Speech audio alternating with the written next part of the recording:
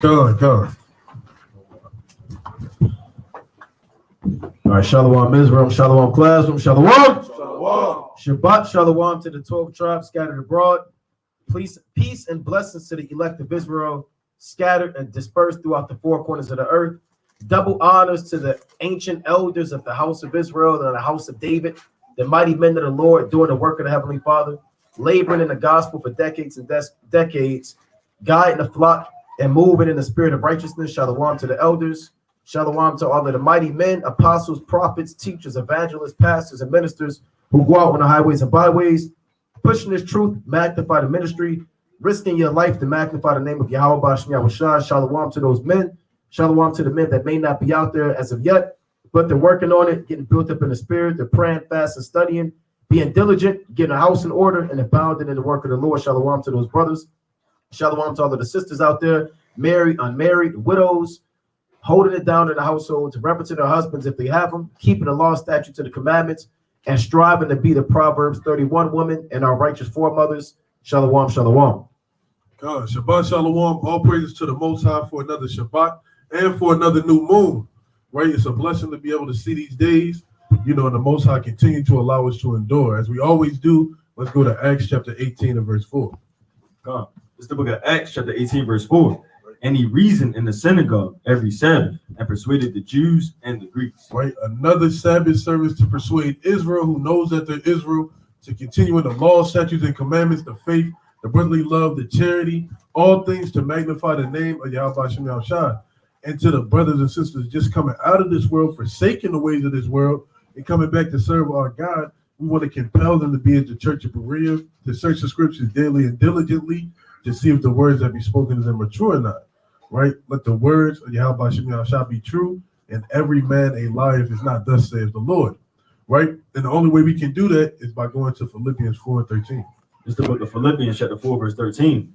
I can do all things through Hamashiach, which strengtheneth me. Right? Through the spirit of Yahweh Bashem Yahushua, we're able to cast down false doctrines, cast out demons, right? And stand 10 toes down for the words that we have heard and the words that we speak to our people to persuade the gainsayers.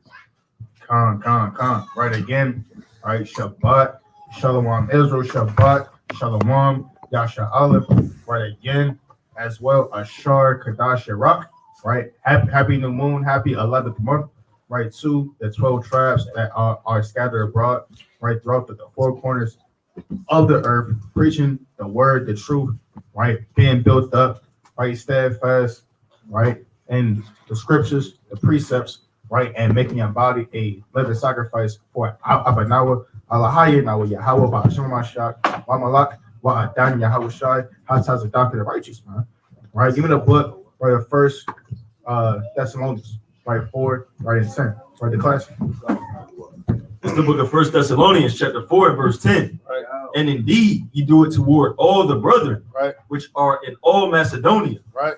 But we beseech you, brethren, that ye increase more and more. No, stay stagnant. That ye increase more and more. No, stay the same. That ye increase more and more. Right, calm. Right, calm. So again, right through the spirit, the power, the inspiration, man, of the Most High, man, right through His beloved Son Yahushua, man, right. The Lord put it right on our spirit to come in, right, week in and week out, right, to have the Sabbath service, to build up households, man. Right, to build up the men, right, the women, right, to the children, and to continue to increase a more and more, man. Right? God, and we going right into it. Right? Regeneration is biblical. Can you receive it? Right? When we say can you receive it, it's based off of the scriptures, man. Right? Yahweh Shah would often say, he that hath the ears to hear, let him what? Let him hear. Right? Get that in the classic, Revelation 13 and 9. Right? He that hath ears to hear, let him hear. Right? Bring it up. Revelation chapter 13 verse 9. If any man have an ear, let him hear. Right, meaning this thing isn't for everybody, man. Even that 10th verse isn't for everybody. Right? People can't even receive that, man. It's talking about the world, the captivity of sin. We can't even receive Revelation 13 and 10. That's why Yahweh Shah said, what I'm about to lay down on you is heavy. The so-called white man's going into captivity. Right. Can you receive that? Right? Not my God, not my Jesus, man. The point is, Yahweh Shah brought things out, and everything wasn't meant for everybody to get. Certain things are written in riddles, allegories, parables, metaphors, dark sayings, your secrets. All of these things are documented and written for our learning. Now, what we're going to go into is regeneration. You may know the word reincarnation, right? The world calls it reincarnation. When you deal with a lot of Eastern philosophies, they deal with that. They say that the Elamites say you can come back as an animal, come back as a cheetah, a lion, a tree, a book bag, a bee, a helmet, Q-tip, right? Anything, man, right? They believe you can come back in any vessel. Now, in the Bible, you can't come back as any vessel. You can't come back as a thermostat, right? Or come back as a as a microphone, man. You come back in a body. Go to Ecclesiastes 1:9. Baba Kashah. Right? We're going to talk about it. They call it reincarnation. You hear these sayings all the time. What goes around comes around. Right? That's in the scriptures. Ecclesiastes 1. Actually, it started at 3. It's the book of Ecclesiastes, chapter 1 and verse 3. What profit hath a man of all his labor which he taketh under the sun? Right? One generation passeth away, and another generation cometh, but the earth abideth forever. You see that? So the Most High has different generations, like different heats. Brothers, remember so-called track. Right? You have the first heat. When that heat is over, they don't shut the whole facility down. The next heat comes up, man. The next 8 guys or so, and then the next heat comes up, man. They do it. Think about it like sports, if that helps you understand. Right? One team is done, and on a tournament, then the next team comes up. Right? And then, hey, if you kind of make it deep, that same team that was off, they might come back and play again in the second round, man. Maybe they might come back a third time for the championship, man. Right? So the Lord says one generation passeth away, and another generation they on next, man. But the earth abides forever. Real quick, go to Sirach 14 and 18. Right? Ecclesiastes is the 14th chapter and the 18th verse. It's the book of Sirach, chapter 14 and verse 18. As of the green leaves on a thick tree, some fall and some grow. So is the generation of flesh and blood. One cometh to an end, and another is born. You see that? And only the Most High knows how many souls are in each generation. We don't have that number. You can't say, okay, in every generation, there's 300,000 souls. Right? We don't know, huh? Now, generations could be 10 years. They could be 100 years. Right? It could be 40 years. It's all relative on how the Most High wants to set it up. So you have different generations that come back on the earth over and over again. Go back to Ecclesiastes chapter 1. Right? The people on the earth right now, this is a completely different generation than the generation that came out of Egypt. 2 different generations, man. Right? 2 different spirits, sets of spirits. That generation was destroyed for our learning, man. Right? That tells you all of that in Hebrews, the 3rd chapter, the 4th chapter. Right? 1 Corinthians, the 10th chapter. Right? So bring that out in Ecclesiastes. Ecclesiastes chapter 1 and verse 5. The sun also ariseth, and the sun goeth down, and hasteth to his place where he arose. So the sun goes in what? A circuit. It has a course. It has a starting point. It has a finishing point. The sun is not stationary like the so-called white man teaches you. It just sits in the center of the universe. And all of the planets, they rotate around it. Right? Then the sun has a lifespan where the sun may explode and turn into a black hole or a white dwarf, or they're saying the sun may freeze. They say give it that. Look, Esau's bringing that out now. They say they have a new revelation. Keep going the way we're going. The sun is going to freeze over. Right? Go to 1 Ezra real quick, 4 and 34. So the sun has a cycle that it goes in. A circuit, a starting point, and you finish where you started. Bring that out, King. 1 Ezra chapter 4 and verse 34. O ye men, are not women strong? Great is the earth, high is the heaven, swift is the sun in his course. Swift is the sun in his course. Right? The sun has a time limit. The Most High said it on the time limit. Even Yahweh Shah said, are there not what? 12 hours in a day. So the Lord programmed the sun to operate on an average of 12 hours or so. Chiefly on what Esau calls an equinox. That's a time limit. It's programmed. You got 12 hours to run your course. Go on. For he compasseth the heavens. No, he stands still. For he compasseth the heavens round about, and fetcheth his course again to his own place in one day. You see that? That's like a racetrack. You start, you run your course like an ellipse, and then or an oval or a circle, and then you finish where you started. So the sun has a cycle. Right. The sun don't have different courses every day. Sometimes you can't gauge where the sun is going to be at. Sometimes it's down here, and sometimes it's back there. Where is the sun at today? The sun is predictable, man. Right? Just like these other things we're going to go into. You got it. Right. Let's go to Wisdom of Solomon, chapter 7 and verse 17. Right? Because these are wonders and things that have not been laid before for man until the Most High allowed these things to be shown. Right? So this goes into the secrets that Solomon is talking about as well in Ecclesiastes. Right? Let's bring that out. Wisdom of Solomon, chapter 7, verse 17. For he hath given me certain knowledge of the things that are, namely, to know how the world was made and the operations of the elements. So Solomon was just pure wisdom walking in the flesh, man. Right? He had the understanding of the elements, how things operated, right? The beginning, ending, and midst of the times. Right? He saw the beginning, ending, and midst of the time. The alterations of the turning of the sun. Right? The way the sun turns in the cycle. Right? The Most High has everything go in a cycle, like the brother was saying. And the change of seasons. Right? The circuits of years and the positions of stars. Mm-hmm. The natures of living creatures and the furies of wild beasts. The violence of winds and the reasoning of men. The diversities of plants and the virtues of roots. Right? And all such things are either secret or manifest. Right? These things are secret or manifest. So the things that are being brought forth in Wisdom of Solomon, Ecclesiastes, Songs of Solomon, these are things that are manifest in secret, right? And only made to, like the brother said, to those who have ears and have understanding, right? It's a reason why we always say, right, this baby's been here before, right? You got an old soul, right? We don't walked in this on this terrain plenty of times. We just don't remember, right? That's where we go back to Ecclesiastes 1. Khan is right. Go back to Ecclesiastes chapter 1. Right? So the sun has a course. You may say, well, why are we talking about the sun? I thought we were talking about regeneration. Well, the Lord is just giving you the foundation. Right? Step by step. Go on. Verse 6. The wind goeth toward the south. No, the wind stays still. The wind goeth toward the south. Right? And turneth about unto the north. And turneth about toward the north. It whirleth about continually. When you whirl, you go in a cycle, a circle. Like a whirlwind. Right? Like a tornado. It whirleth about continually. And the wind returneth again according to his circuit. So even now they'll tell you wind has circuits. They call it the westerlies, the easterlies, the doldrums, the horse latitudes. The wind has circuits and cycles that it goes in. You could be sailing and then you sail right into a small pocket of a wind circuit, man.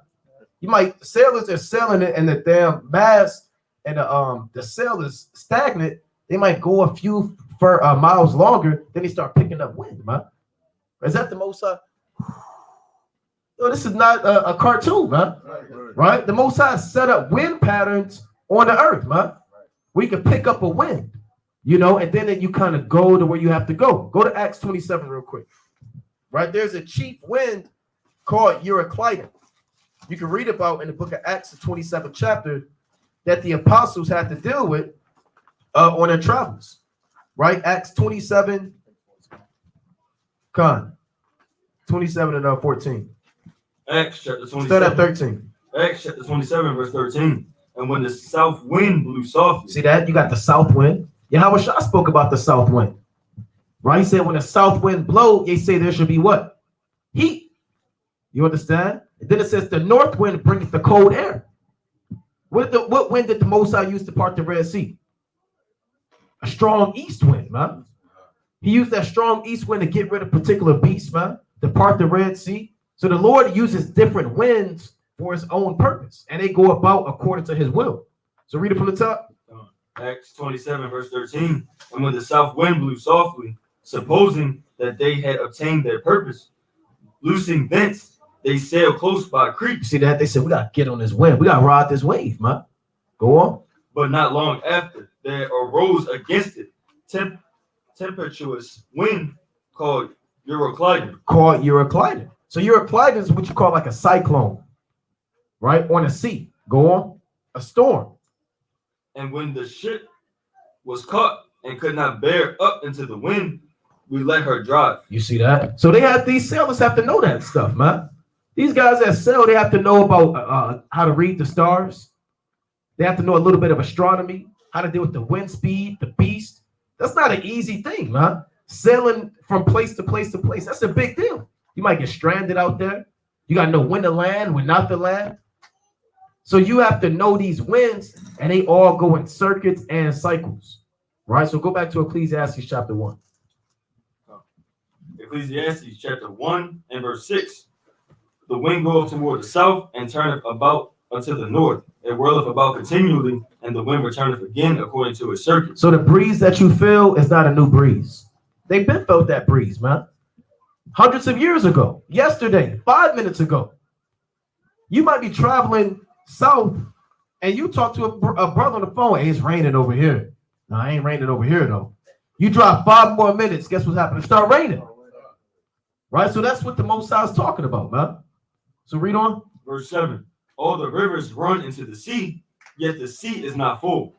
Unto the place from whence the rivers come, thither they return again. Right. What do Esau call that? The brother say? The water cycle. Rain cycle, hydrogen cycle, right? It rains, they call it precipitation. And then it can transport, or they call it transpiration from the plants, or it can evaporate from the water. And then it condenses in the clouds, and then it rains again and does the same thing. That's what Esau calls it. The rain cycle is in the Bible. So the water that you're drinking is not new water. Esau's not making new water. It's old water, ancient water. Maybe you're drinking the same water that, Jonah drank, the prophet, man. Or Elijah drank. Or Yahweh Shai. Right? You never know, man. Go to Job chapter 36 real quick and 27.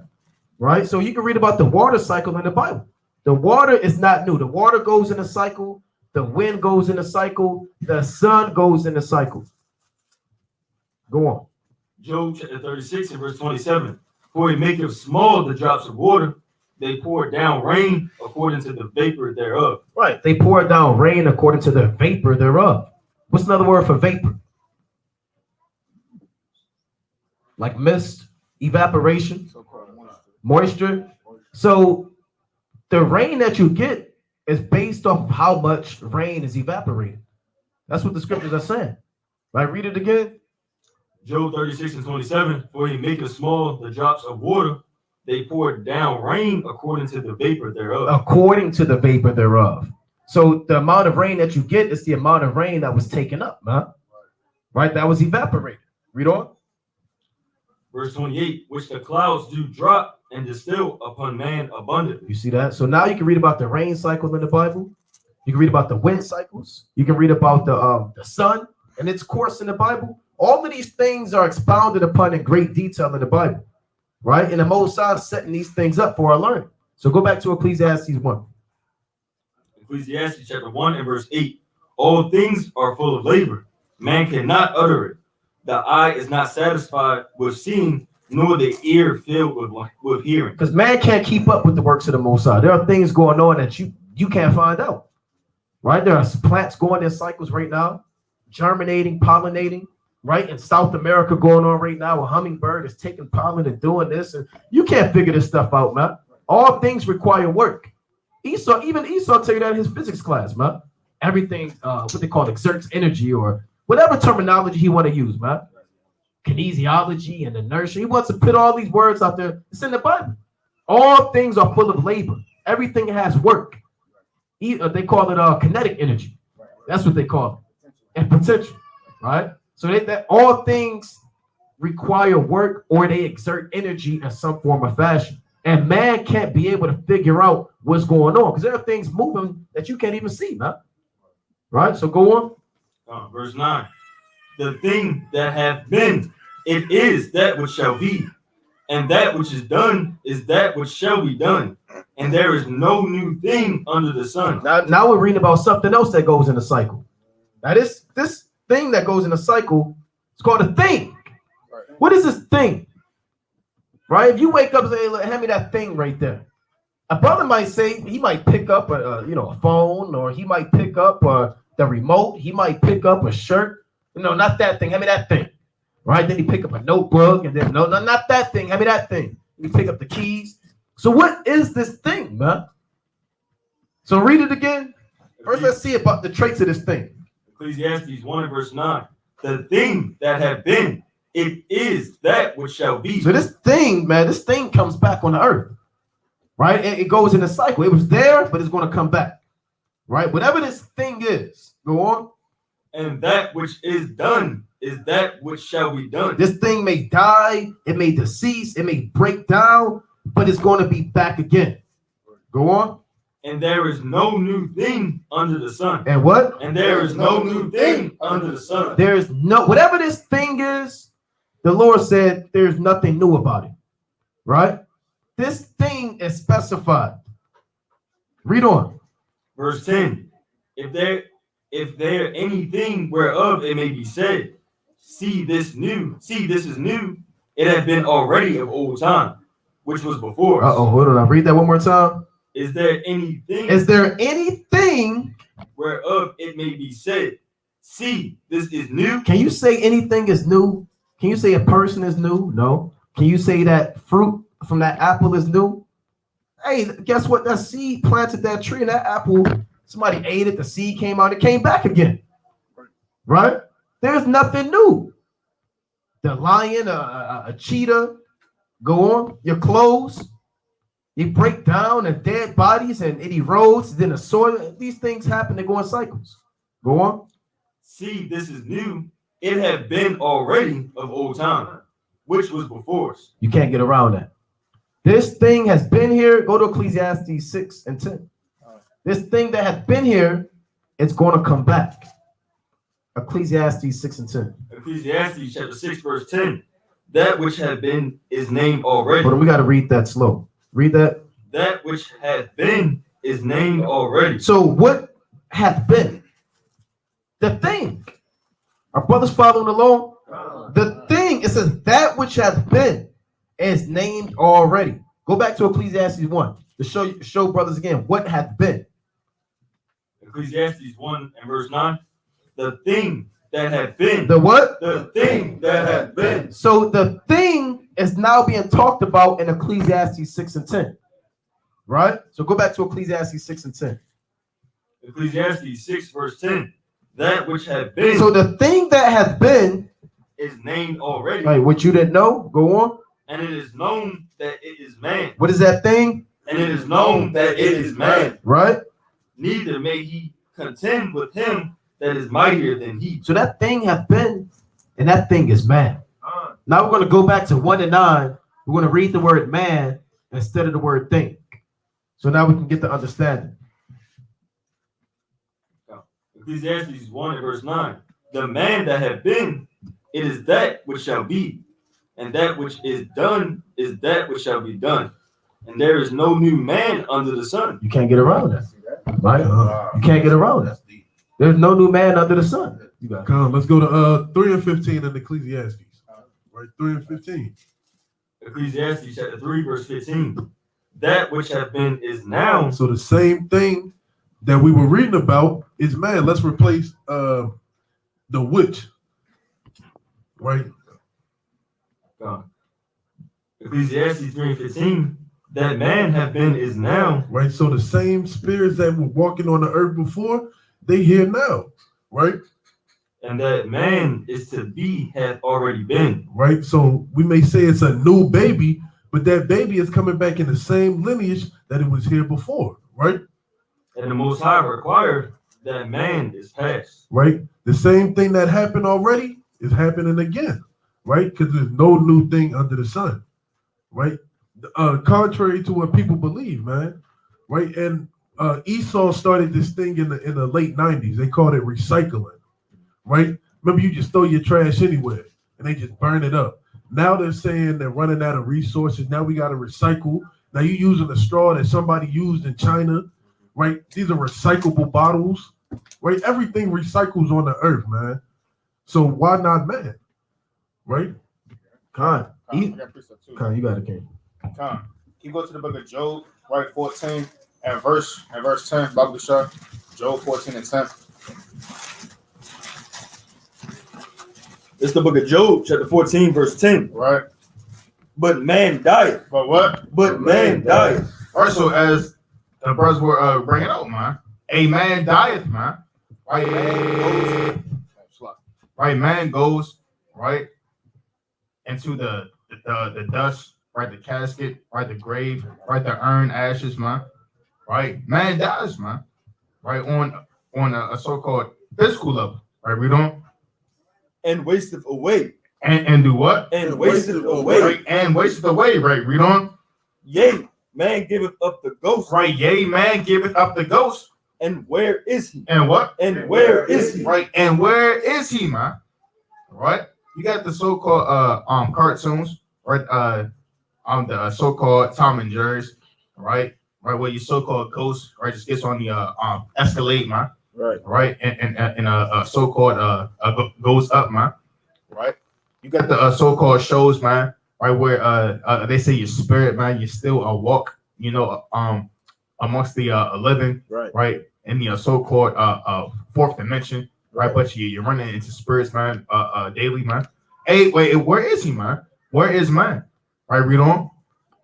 As the waters fail from the sea, and the flood decayeth and drieth up, so man lieth down. So what? So man lieth down. Right. So man lieth down. Read on. And riseth not till the heavens be no more. Right. They shall not awake, nor be raised out of their sleep. Right. Meaning what, man? Right, man. Right, isn't just gonna get back right out the grave, man. Right. And so-called. Right, and so-called right do what they want to do, man. Right, all things right in spirits, man. Right, operate right on a appointed season. Right, read on. Come, verse 13. Oh, that thou wouldest hide me in the grave, that thou wouldest keep me secret until thy wrath be past. Right, and Job, man, speaking right through the spirit, man. Right, now, right, for sin, man. Right, the days to come, man. Right, why is Job, man, saying that? That thou wouldest hide me in the grave, man. Right, because Job, right, through the spirit, man, right, understood regeneration. Right, read on. That thou wouldest appoint me a set time and remember me. Wait, hold on. Read that again, Ken. That thou wouldest appoint me a set time. Right, hold on. That thou wouldest appoint me a set time, huh? Right? All right, so it's a set time, right, for Job, right, for Daniel, right, Ezekiel, Isaiah, right, all the prophets, right, the mighty men of old, man, right, for that spirit, man, to be appointed, right, back upon the earth, right, read on. And remember me, if a man die. If a what? If a man die, right, shall he live again? Right. Hey, shall he live again, man? Right. This will be a so-called rhetorical question, man. Right. Read on. All the days of my appointed time will I wait. Right. Till my change come. Till what? Till my change come. Right. Till my change come, man. Right. Drop that. Go to the book of Numbers. Right. 36. Right. And start at verse 6, man. Right. Until my change come, man. Right. Until that day, right, that man gets beamed up, man. Right. In the church, man. Right. Go right under the bond of the covenant in the second wilderness, man. Right. Receiving those spiritual bodies, man. Right. A body likened unto the Lord. Right. Job still has a appointed set time, man, to keep coming back right on the earth until the day of the Lord's wrath. Right now, bring that up. Right, Numbers 36. It's the book of Numbers, chapter 36 and verse 6. Right. This is the thing which the Lord doth command. This is the what? This is the thing which the Lord doth command. Right. So this is the thing, man, which the Lord doeth command. Right. We don't. Doth command concerning the daughters of Zelophehad, right, saying, let them marry to whom they think best. Right. Only to the family of the tribe of their father shall they marry. Right. So shall not the inheritance of the children of Israel remove from tribe to tribe. Right. Hold on. Read that part again. So shall not the inheritance of the children of Israel remove from tribe to tribe. Right. So not right the inheritance right of Israel, man. Right now, move right from tribe to tribe, man. Right. So every that's like I'm just cut this off. Right. So every so-called right man, as the brother was going into earlier, man. Right. You're not gonna come right as a man in this life, right, and then come as a so-called rat in the next life, man. Right. One generation, right. You're a Hamite, right? Then, hey, you are a Edomite, man, right? Hey, and then somehow, hey, you become a Moabite, and then at the last crack, you somehow slip in, man, right? Get your big toe in there, man, right? And say, I'm Israel, man, right? No, every right so-called man, right, comes back right in their own lot, man? Right? Read on. For every one of the children of Israel shall keep himself to the inheritance of the tribe of his fathers. Right. And every daughter that possesseth an inheritance in any tribe of the children of Israel shall be wife unto one of the family of the tribe of her father, that the children of Israel may enjoy every man the inheritance of his fathers. Right. Read on. Verse 9. Neither shall the inheritance remove from one tribe to another tribe. Right. But what? But everyone, But who? But everyone, No, some. But everyone, But everyone, read on. Of the tribes of the children of Israel shall keep himself to his own inheritance. Right, shall keep himself right unto his own inheritance. Right, Con. And that showed, like the brother said, you can't be an Israelite and come back as an Edomite. It don't work like that, man. That's madness, man. Your lot is different. The Lord just throw the dice when you go up to the spirit world. The Lord don't go to Ecclesiastes 12:6. That's all. And the Lord don't just throw the dice, man. The Most High is just. He's not a God of the Most High said, meddle not with them that are given to change. So the Lord is not about to change up who you are, man. Right? So bring that up. 1 minute you're a prophet, you come back on the earth as a cobbler. You make shoes. Then you come back as an athlete. And then, like the brother said, you come back as an apostle, man. Right? Right, bring that up. Ecclesiastes chapter 12 and verse 6. Or ever the silver cord be loosed. Or ever the silver cord be loosed. Or the golden bowl be broken. Or the pitcher be broken at the fountain. Read. Or the wheel broken at the cistern. Go on. Then shall the dust return to the earth as it was. Then what? Then shall the dust return to the earth as it was. Yeah, your body decomposes. Your body is made up of the same elements in the earth. And your bones is phosphorus, magnesium, right? And your body and your blood is iron, right? The same elements in your body come from the earth, right? Even they tell you that the so-called stars and stuff have elements in it, right? Esau's putting that out there. So go on. And the spirit shall return unto the Most High, who gave it. See that? So your body decomposes and your spirit returns to the Most High, man. There is no purgatory. There's no hell. There's no kind of middle ground. I have 10 days to be righteous. Then I can make it to heaven. Right? Then there's an angel guiding you, showing you your family and how they living without you, man. You see this? And I'll show you somewhere else. Then he take you to the cemetery. Right? There's no, look, you go straight up to the spirit world when you die, man. Go to Hebrews 9:27. You go straight up to the spirit world. One destination. One spot. Right? Bring that up. Hebrews chapter 9 and verse 27. And as it is appointed unto men once to die, but after this the judgment. So you only die once in your life. We don't have 3 lives like a video game. Or 9 lives, like Esau said, a cat got 9 lives. You got 1 life. If you die, hey, it's over. Go on. But it says, hold on, but after this, the what? It is appointed unto men once to die. But after this, the judgment. See that? But after you die, there's a judgment.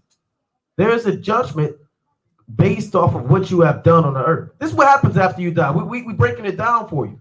Because you leave it up to the Christian church. Like the brother said, you die, you get a wings, you get a halo. Nowhere in the Bible do you read the word halo. Right.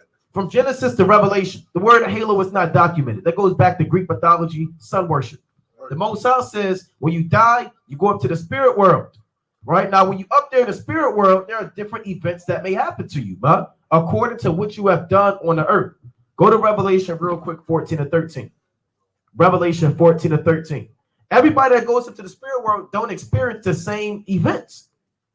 It's all according to your lot. that the Most High is giving you. Right? Bring that up. Revelation chapter 14 and verse 13. And I heard a voice from heaven saying unto me, Write, blessed are the dead which die in the Lord from henceforth. Yea, saith the Spirit, that they may rest from their labors. And what? And their works do follow them. What the angel bring up? And their works do follow. You see what happens when you die? Your works follow you. Right? So there's an account of all of your works and actions, and the angel bring it back, man. Right? So now when you up to the third heaven, the Most High get a report. Here's this brother, Tazawam Gabar. The Lord really has your real name, right? Your true Hebrew name, right? Here's his brother. Here's what he's done on the earth, right? And the Most High has a report for you.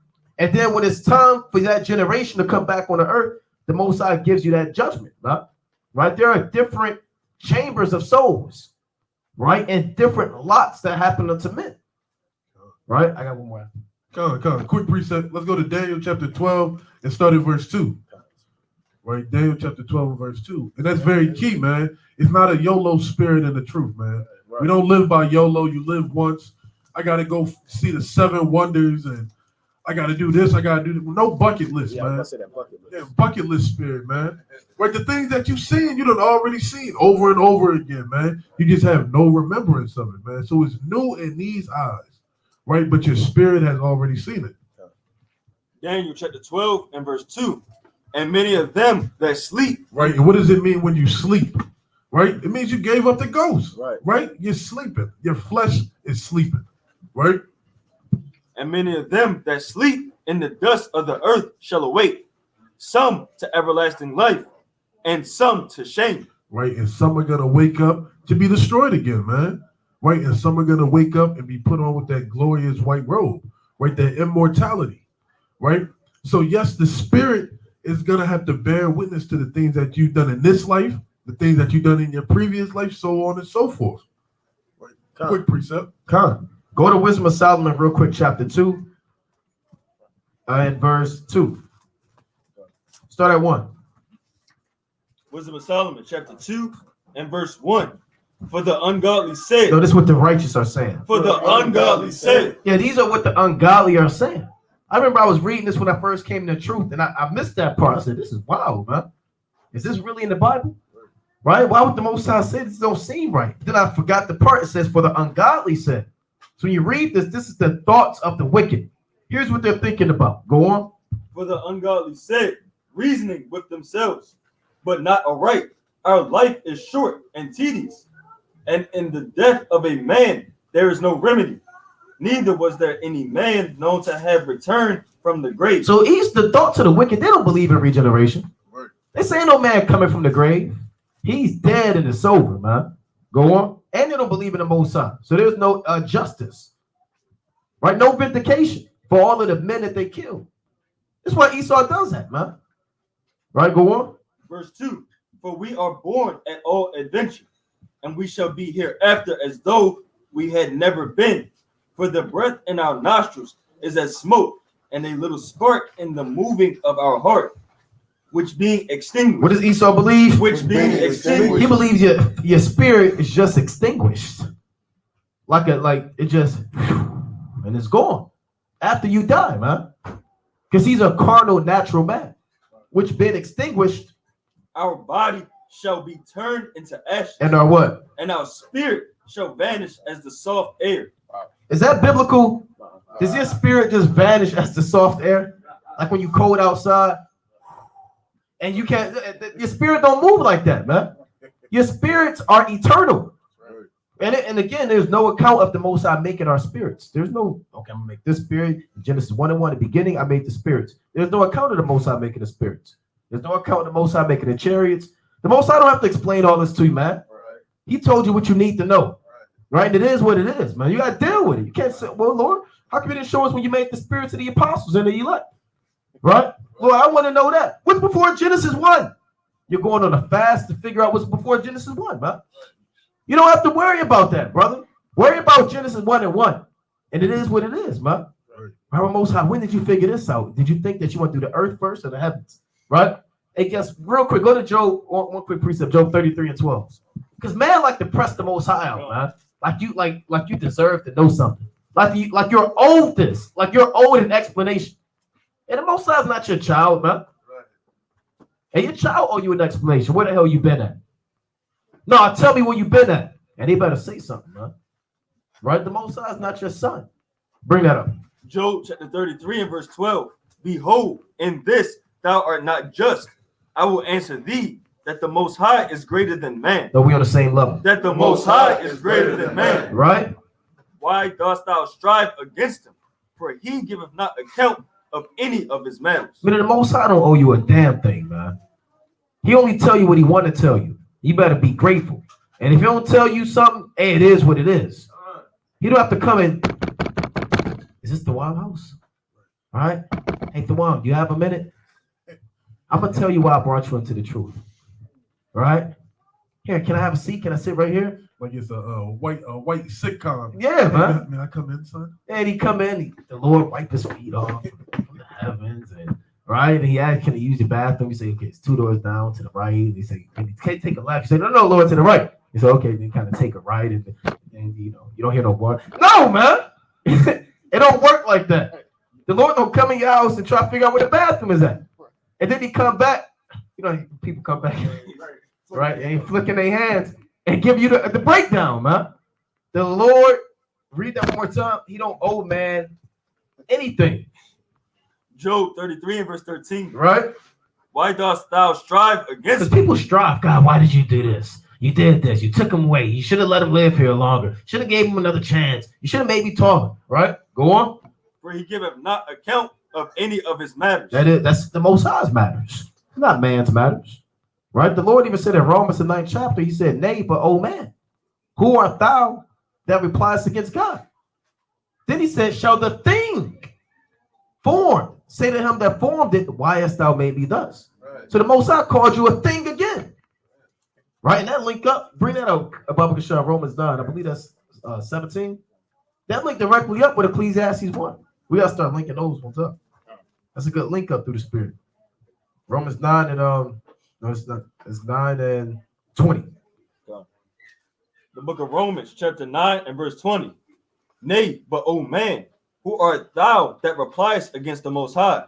Shall the thing Shall the what? Shall the thing That's a cut right there. Brother, I don't like that Ecclesiastes 6 and 10. I don't know. You're reaching.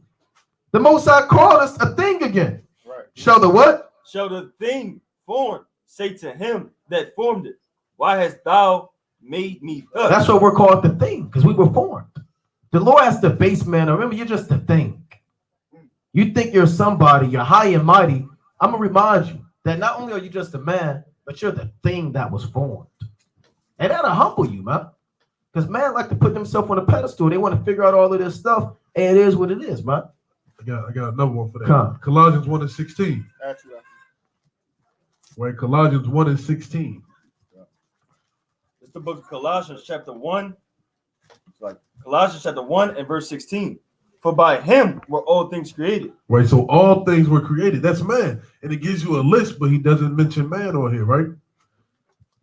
That are in heaven and that are in earth, visible and invisible, whether they be thrones or dominions or principalities or powers, all things were created by him and for him. So all things were created by Yahushua and the angels for Yahushua, right? Like how you create breakfast. That's not just for the man next door, for the man across the sea. That's for you. That's the thing you created to enjoy to start your day. Right. And that's how the things that were created by the Lord are for him to be praised and worshiped. All right. You go to the book of 2nd Ezra, right, 5 and verse number 42. Right, 2nd Ezra, right, 5, right in verse number 42. Second Ezra, chapter 5 and verse 42. Right. And he said unto me, I will liken my judgment unto a ring. I will what? I will liken my judgment unto a ring. Right, read on. Like as there is no slackness of the last, even so there is no swiftness of the first. Right, calm, man. Right now, why did the Lord say, I will liken my judgment unto a ring? Right, because a ring or a circle, it's continuous, right? It's always right in a cycle, right? It's always in a loop, right? The same way how there's no expedient, right, of the first crescent, right? right? There is no slackness of the second, man. Right? Everything has a appointed time and appointed cycle, right? To come in, right? To power, right? To come into fruition, right? To be a decree, man. Right? Read on. Like as there's no slackness of the last, Right? even so there's no swiftness of the first. Right? Read on. So I answered and said, couldst thou not make those that have been made Right? and be now and that are for to come at once, that thou mightest shew thy judgment the sooner? Right? Right? Eight, man. Read that again, King. Come on. So I answered and said, couldst thou not make those that have been made Right? Couldst thou not make those that have been made? Read on. and be now And what? and be now Right? And be now. And what else? and that are for to come Right? And what? and that are for to come. Right? And that are for to come, man. Right? So man has had a so-called right, a past life, man. Right? A so-called present, man. Right? And man also right has a lot right to a generate again, man, to come, man. Right? Read on. At once, Right? that thou mightest shew thy judgment the sooner. Right? Read on.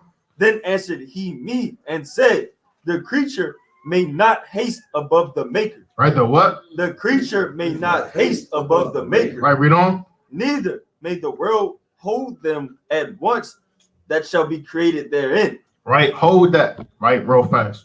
Right? Let's go to the book of Psalm. Quick point. Yeah, another quick point on that. Ezra wanted all of the generations here at the same time. So that could be just a swift. He wanted the Romans here, the Persians, the Greeks, Right. the Egyptians, the Israelites, the 2/3. Everybody here at one time looking around, till the judgment come. Right? He wanted a quick way out, man. And the brother going into it. Right? Come. Right? Let's go to the book of Psalm. Right? 104. Right in verse number 29. Right? The class. Psalm 104 and verse 29. Thou hidest thy face, they are troubled. Right? Thou takest away their breath. Wait. Thou what? Thou takest away their breath. Right? Thou take us away thy breath, man. Right? This is right. Talking about right the Lord, man. Right? Taking the spirit away from man, man. Right? When man dies, man. Right? They don't just stay in the casket all day, man. Right? Or roam your so-called dreams and nightmares, man. Right? A so-called standing right outside of your bedroom window at night by a tree, man. Right? A man goes up, man, into the spirit world. Right? They die. Right? Read on. They die and return to their dust. Right? And return to the dust, man. Right? Hold that real fast, Salakia. Right? Go to the book of Sirach. Right? 40 and 1. Real fast. Right? Sirach 40 and verse number 1. Right? Sirach chapter 40 and verse 1. Right, read it. Great travail is created for every man. Right, a great travail, man, is created for every man, man. Right? Read on. And an heavy yoke is upon the sons of Adam Right? from the day that they go out of their mother's womb Right? to the day that they return to their mother of all things. Right, and what's the mother of all things, man? Right? The dirt, man. The dust of the ground, man. Right, read on. Their imagination of the things to come in the day of death trouble their thoughts and cause fear of heart Right? from him that sitteth on a throne of glory Right? unto him that is humble in earth and ashes, Right, read on. from him that weareth purple and a crown unto him that is clothed with a linen frock. Right, right from the so-called man of so-called high stature on this earth, man. Right to the so-called poor man. Right, the so-called rich man. Right, to the so-called middle class they have, man. Right, read on. Wrath and envy, trouble and unquietness, fear of death and anger and strife, and in time of rest upon his bed, his night sleep, Right, do change his knowledge. right, A little or nothing is his rest, right. and afterward he is in his sleep. He is what? He is in his sleep. Right, he is in his sleep, man. Right, so man, right, comes into the earth, man. Right, work, right, make so-called build up, right, a so-called kingdom, man. Right, they have children, man.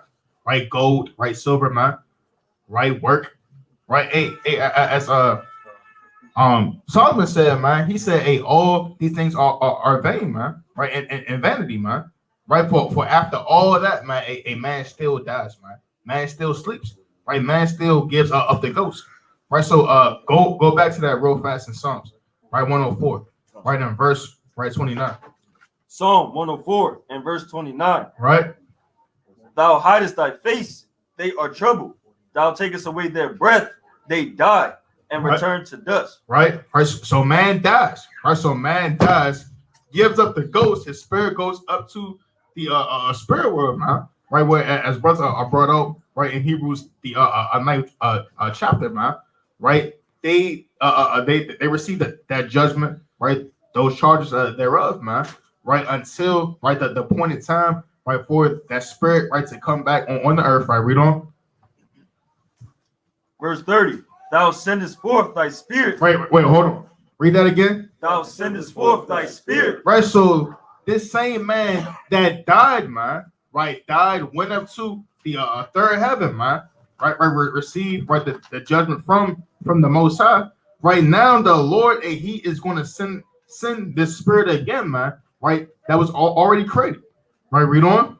They are created, right, and thou renewest the face of the earth. Right, and what? Then thou renewest the face of the earth. Right, and thou renewest the face of the earth, man. Right, and again, it's not talking about right. It's something new, man. Right. It's a so-called a new thing, man. Right. Going into it, man. Right. It's a so-called refresher, right, or to bring that man right back again, right, on the earth. Right now, let's finish this off. Right, go back right to second Ezra, right, 5, right, and start at verse 48. Second Ezra chapter 5 and verse 48. Then said he unto me, even so have I given the womb of the earth to those that be sown in it in their times. Right. For like as a young child may not bring forth the things that belong to the age, even so have I disposed the world which I created. Right. The Lord said what, man? Right. He said what? It said, for like as a young child may not bring forth the things that belong to the age, man. Right. A so-called a child, man. Right. Can't so-called provide for right their so-called parents, man. Right. You're so-called a 5, man. Right. Right, you don't have right the so-called knowledge or wisdom, right, or so-called built up enough, man, right? But it says what? It says, even so have I disposed the world which I have created, man. Right, read on. Verse 50. And I asked and said, seeing thou hast not given me the way, I will proceed to speak before thee. For our mother, of whom thou hast told me that she is young, draweth now nigh unto age. Right, calm. Right, so again, right, the Most High said, it says, even so I dispose the world, right, which I have created, and I asked and said, saying thou hast now given me the way, right, I will therefore proceed. Right, so the Most High is still going to continue, right, to bring forth, right, generations, right, on, right, a so-called set time. Right, the same way his judgment, man, is likened unto a ring. Right, that there's no new thing, right, or a man under the heavens, sons. Con, let's go to second Ezra chapter 4. Right, second Ezra the 4th chapter. We're gonna read 36. Right, second Ezra chapter 4 and 36. Bring it up. Second Ezra chapter 4 and verse 36. And unto these things, Uriel the archangel gave them answer and said, Archangel gave them answer and said, even when the number of seeds is filled in you, for he have weighed the world in the balance. Yeah, the Lord weighed the world in the balance. Everything's measured, right? The Most High doesn't wing it. Like, man, I don't know, I'm just wing it. And you make something damn bigger than it has to be, man. The Most High has everything calculated to a T. How much the water weighs, how high the mountains are going to be, how many people are going to be on the earth at one time. He weighed the world in the balance. Go on.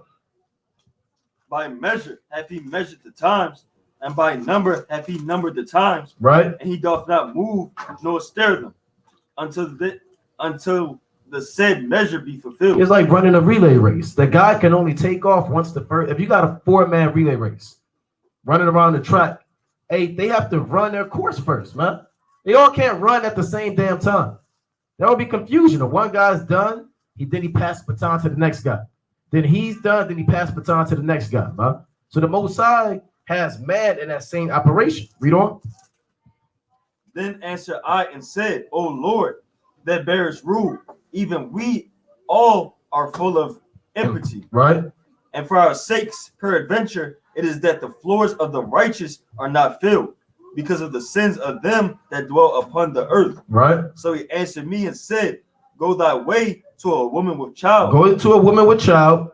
And ask of her, when she had fulfilled her 9 months, if her womb may keep the birth any longer within her. Right, they call that a gestation period. Every animal has a pregnancy and beast. Some animals are shorter, some animals are longer. I think they said elephant is like a year. If you look it up. You said what? No, it's like 2 years. 2 years, okay. Yeah, they're pregnant for 2 years, man.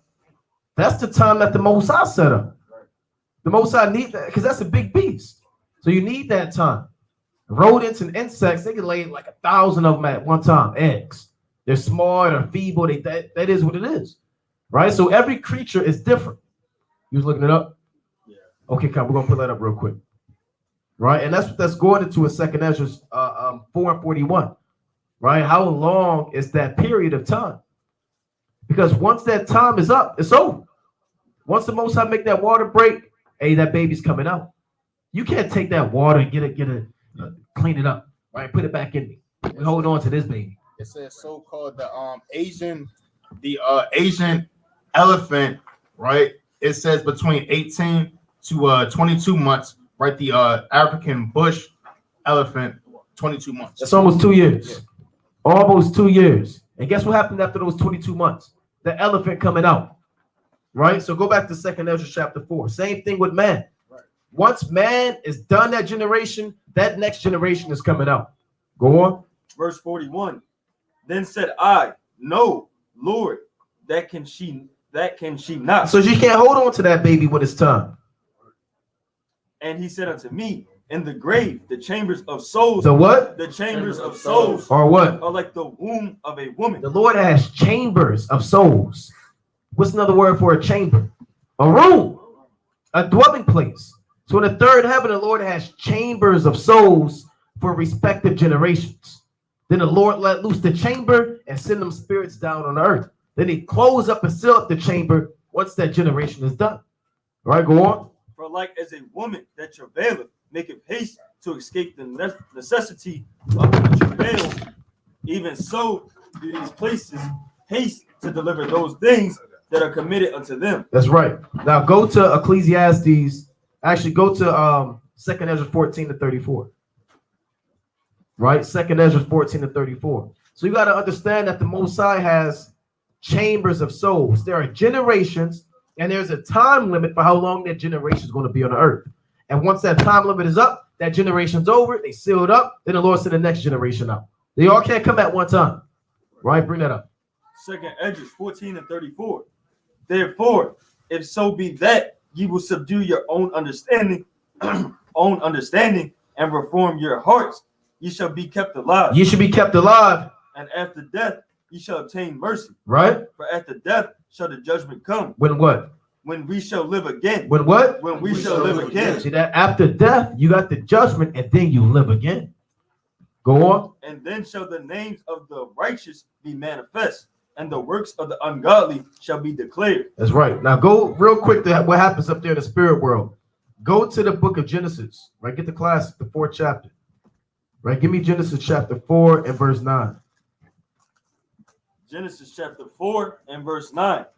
And the Actually, Lord, start at 8. verse 8. And Cain talked with Abel, his brother. So this Cain and Abel. Go on. And it came to pass, when they were in the field, that Cain rose up against Abel, his brother, and slew him. So he murdered his brother, flesh and blood, because he was wicked and his brother was righteous. Go on. And the Lord said unto Cain, Where is Abel thy brother? And he said, I know not.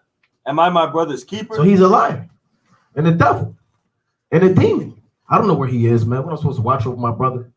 You expect me to love my brother God, right? That's what time I'm supposed to be on. The hell with Abel, man. Now Will Smith told Uncle Phil, the hell with him, man. That's the spirit that Cain was in, man. About his own brother.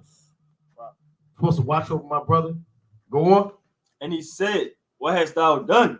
The voice of thy brother's blood cried unto me from the ground. And what does that mean? The voice of thy brother's blood cried unto me from the ground. That means Abel went up there to the spirit world and was complaining to the Most High about what happened to him on the earth. And the Most High said, don't worry about it, I got you. And he pulled Abel up on a came to the side, man. So what the hell is going on, man? Abel is up here complaining because your blood don't have actual voice. Because if you're a Christian, okay, well, does the blood have a voice box? Because no, it's not talking about that, right? When you die and you're murdered and innocently, you go up to the spirit world and you're going to complain about it. All of the men, we could think the list can go on and on about the men that go to Revelation 16:5. How many men of the saints are up there in the spirit world right now complaining about what happened to them on earth? Revelation 16:5. Revelation 16 and verse 5.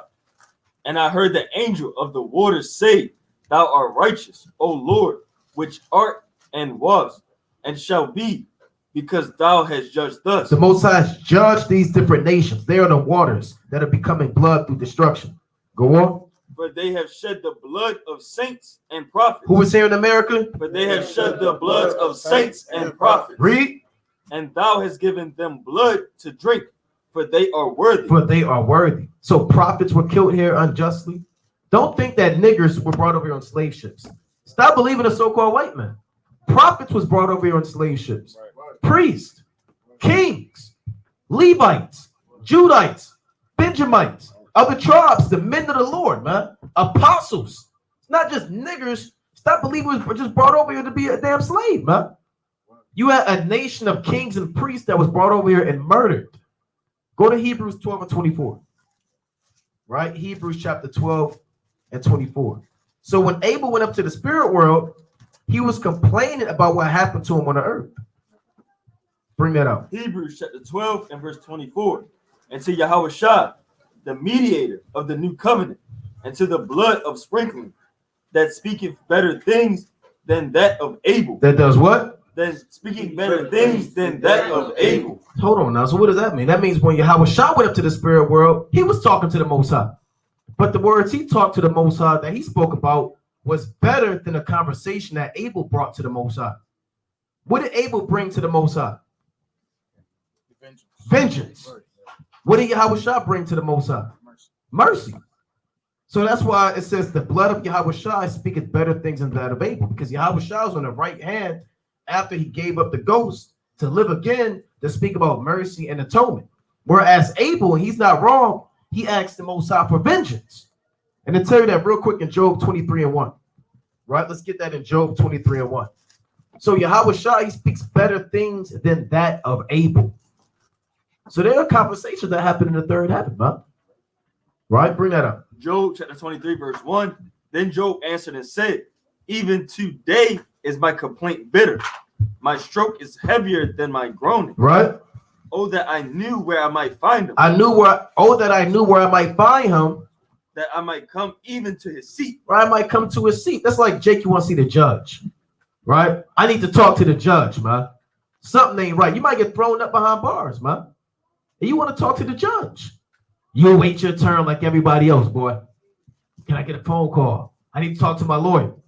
This is happening right now. Jake always trying to get another chance, man. They want to see how they get locked up. What did I do? Where's the judge at? That's what Job is saying. I want to come before the Most High.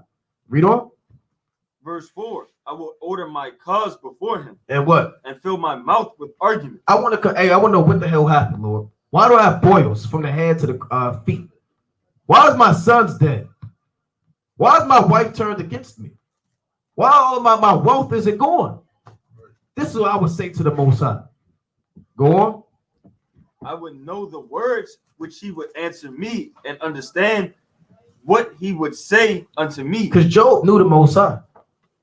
You think if you go before the Most High and complain about what was done to you, the Most High is going to say, ha, it is what it is. The Most High is not going to do that, man.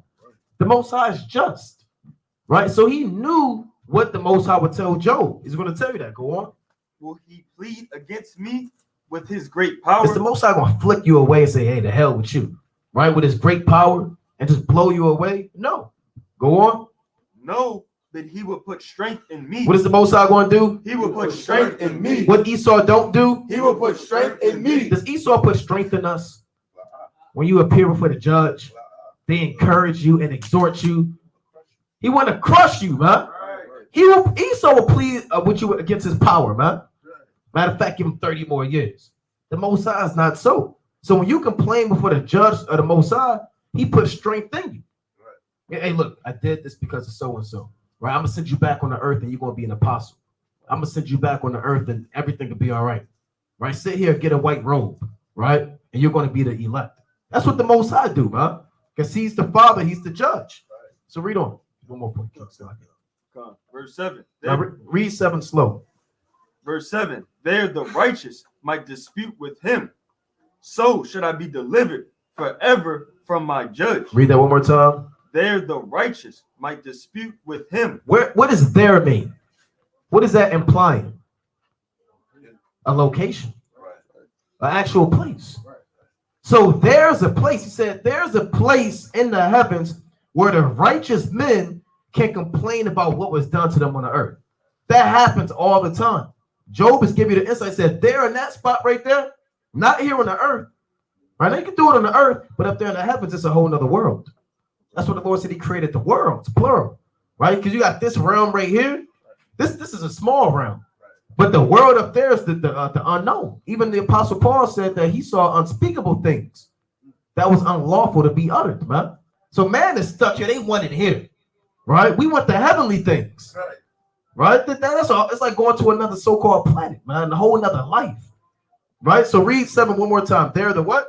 There the righteous might dispute with him, right? So should I be delivered forever from my judge. So Abel, Yahweh Shai, the apostles. It tell you that in Revelation, the 6th chapter. Okay, you got it. Come on, let's go to Revelation 6 and 8. Right? Revelation 6 and 8, man. God. Revelation chapter 6 and verse 8. And I looked, and behold, a pale horse, and his name that sat on him was Death. Right. So the Most High allows a certain nation to come and allow death to partake the whole world. Right. I seen a video earlier today. It was a Moabite said she went to an HBCU and her family was asking her, you didn't feel endangered there? Wasn't it dangerous there? She said, no, it wasn't no white people there. Wow. So the nations know who is bringing hell and death on the earth, man. Right. Set on him was death, and hell followed with him, and power was given unto them over the 4th part of the earth to kill with sword and with hunger and with death and with the beast of the earth. Right, and that's what Esau did, man. They killed with the sword. That's their blessing, man. Right. The blessing is to be murderers on the earth. Right, what did it say? Kill with the sword, with hunger. What did they do to our brothers in the Northern Kingdom, man? They killed all the buffalo, burnt the crops, right? Cut off their sole way of eating, right? And what else did it say? It said, and with death, right? They brought over diseases, right? They got biological warfare going on with smallpox and with wild beasts, man. Y'all ever seen that movie, The Gladiator, right? What did they do? They had us fight, right? And they set the lions out, the tigers out, right? This is a wicked person set over top, right? Keep going, King.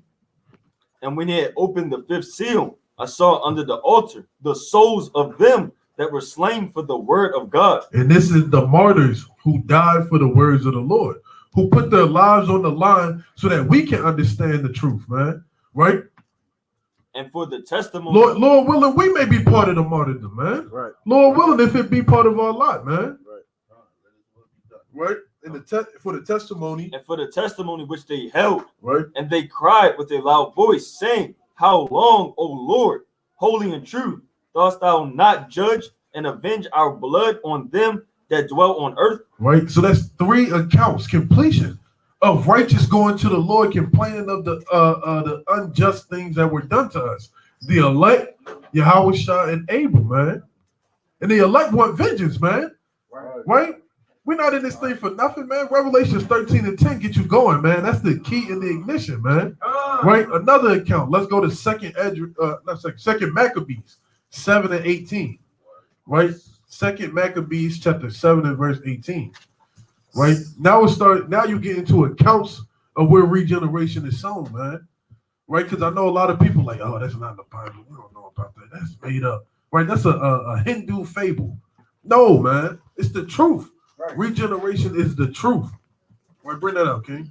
Second Maccabees chapter 7 verse 18. Right. After him also they brought the 6 who being ready to die said, be not deceived without cause, for we suffer these things for ourselves, having sinned against our God. Right. So he knew the judgments that we were going through is because we sinned against the Most High.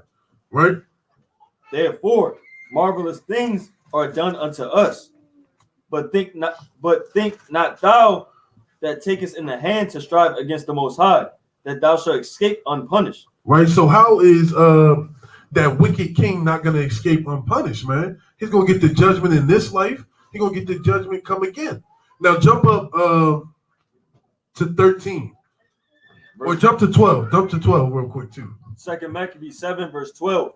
And so much that the king and they that were with him marvel at the young man's courage, for that he nothing regarded the pains. Right. Now when this man was dead also, they tormented and mangled the 4th in like manner. So when he was ready to die, he said thus, it is good, being put to death by men, to look for hope from the Most High. And what's that hope? The kingdom of heaven. Right. To be raised up again by him. To be what? To be raised up again by him. It was common knowledge that we would be raised up again. That we're going to come back again to be raised up by him. Right.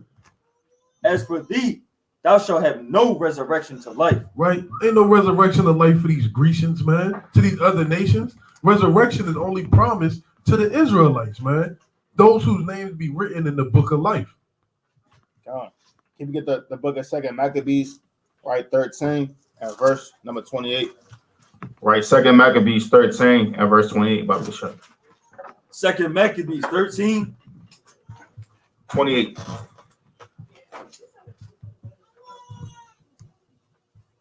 Count.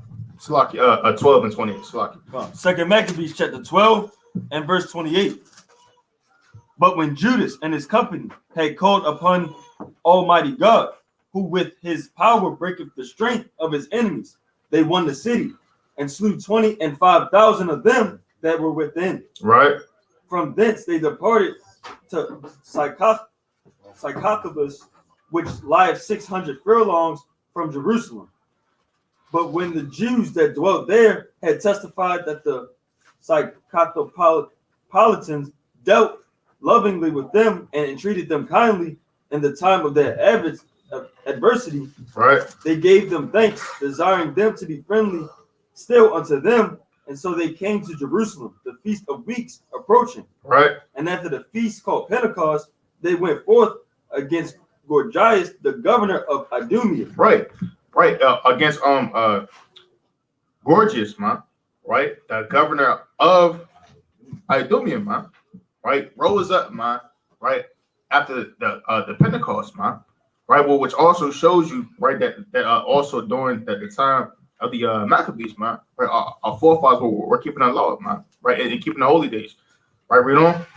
Who came out with 3,000 men of foot, right, and 4,000 horsemen, right.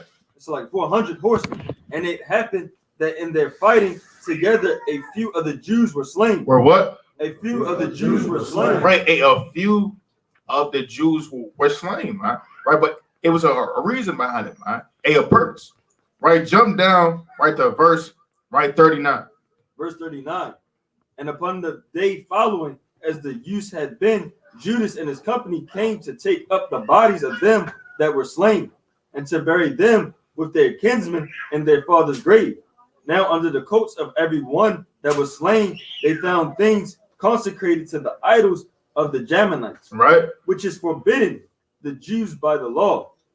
Then every man saw that this was caused there, wherefore they were slain. Right. Wherefore they were slain, man. Right. So you had Jews, man, right, who went out, man, to battle, man. Right. But only the men who died, man, right, were men who had the idols, right, of the Ammonites, man.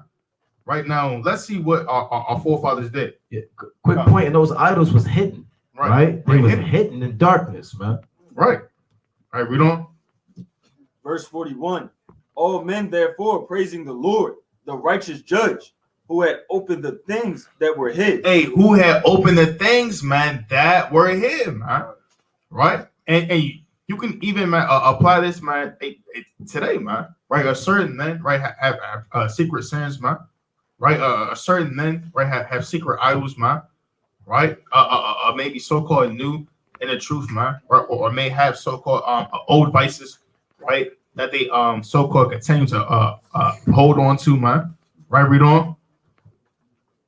Betook themselves unto prayer and besought him that the sin committed might wholly be put out of remembrance. Right. Besides, that noble Judas exhorted the people to keep themselves from sin. For so much as they saw before their eyes the things that came to pass for the sins of those that were slain.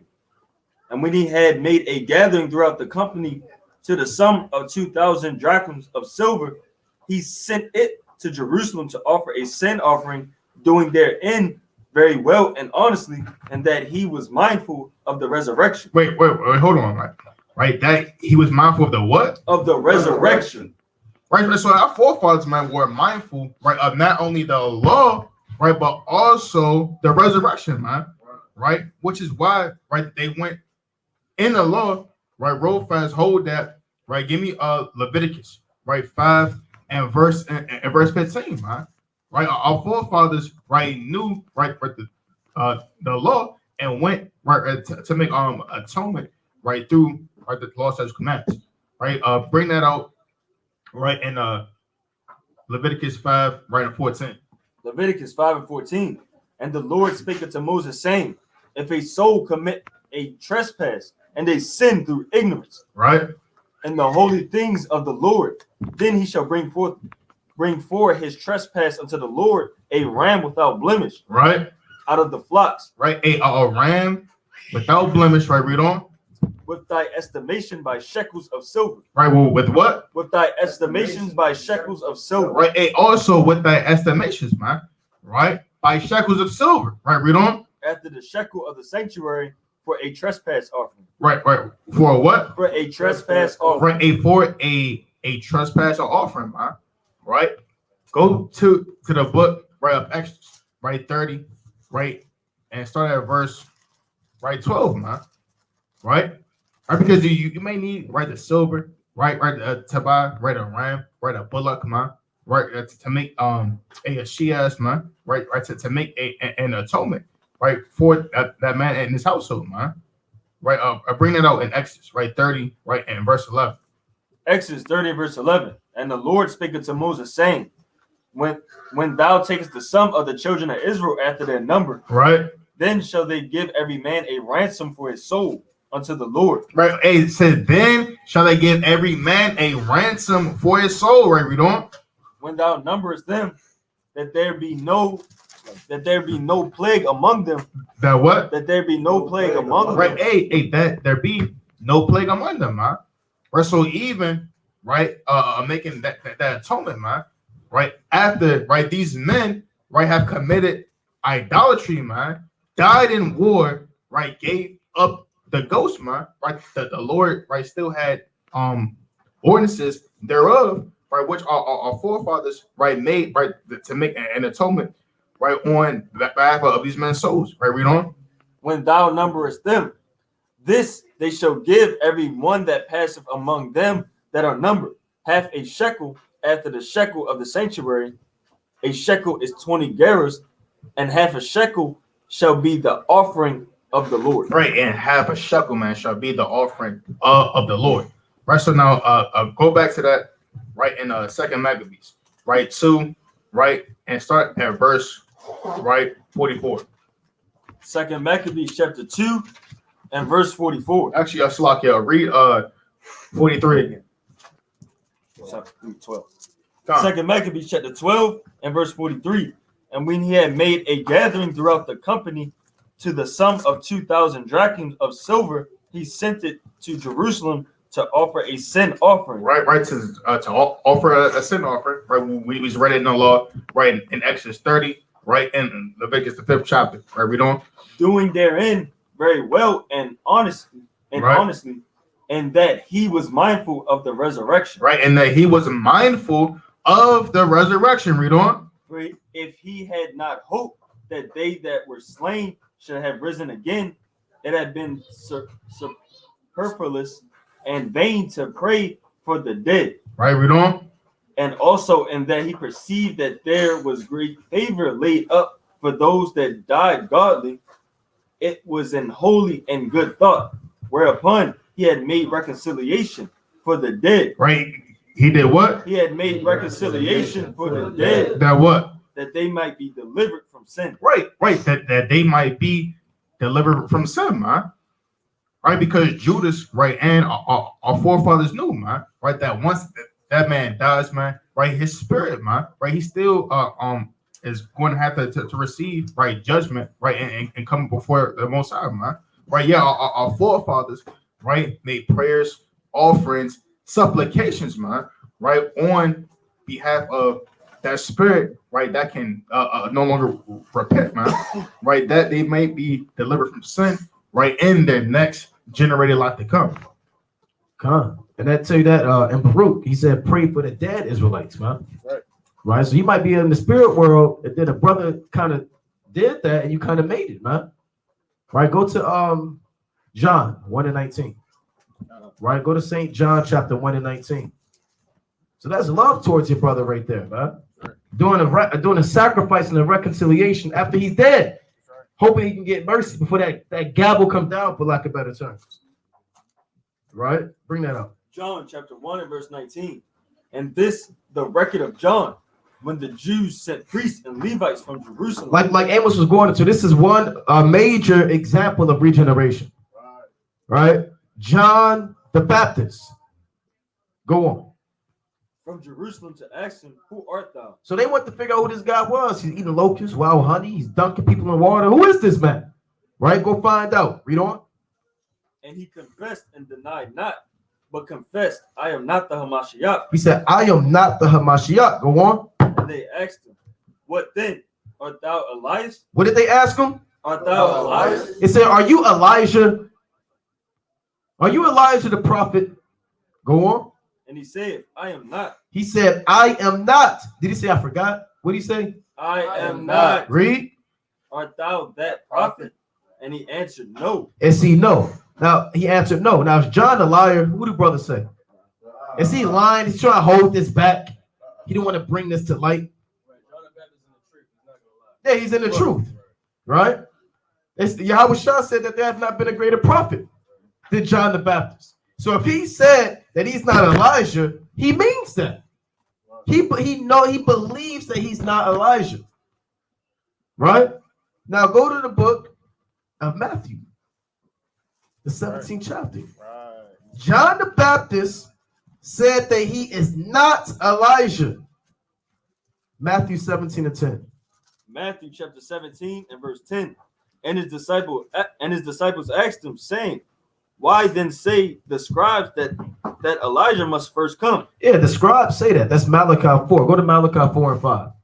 When they say why say then, it's like, why then say that the scribes that Elias must first come? They're quoting the book of Malachi. Right? That's what they're talking about. The scribes, they wrote copies of the law. And they're referencing Malachi the 4th chapter. So bring that out in Malachi 4 and 5. Malachi chapter 4 verse 5. Behold, I will send you Elijah, the prophet, before the coming of the great and dreadful day of the Lord. Right? And he shall turn the heart of the fathers to the children, and the heart of the children to their fathers. Lest what? Lest I come and smite the earth with a curse. Before I destroy the earth, I'm going to send Elijah. That's what Yahweh Shah said. So the apostle said, well, look, you're talking about raising again in this end of the world, Why come they're talking about Elijah must come first? Right, go on. In Matthew the 17th chapter, you're going to read verse 11. Matthew 17:11. And Yahushua answered and said unto them, Elijah truly shall first come and restore all things. Right? But I say unto you that Elijah is come already. What did he say? That Elijah is come already. Elijah came already. Read on. And they knew him not. They didn't know that that was Elijah. Right. But have done unto him whatsoever they listed.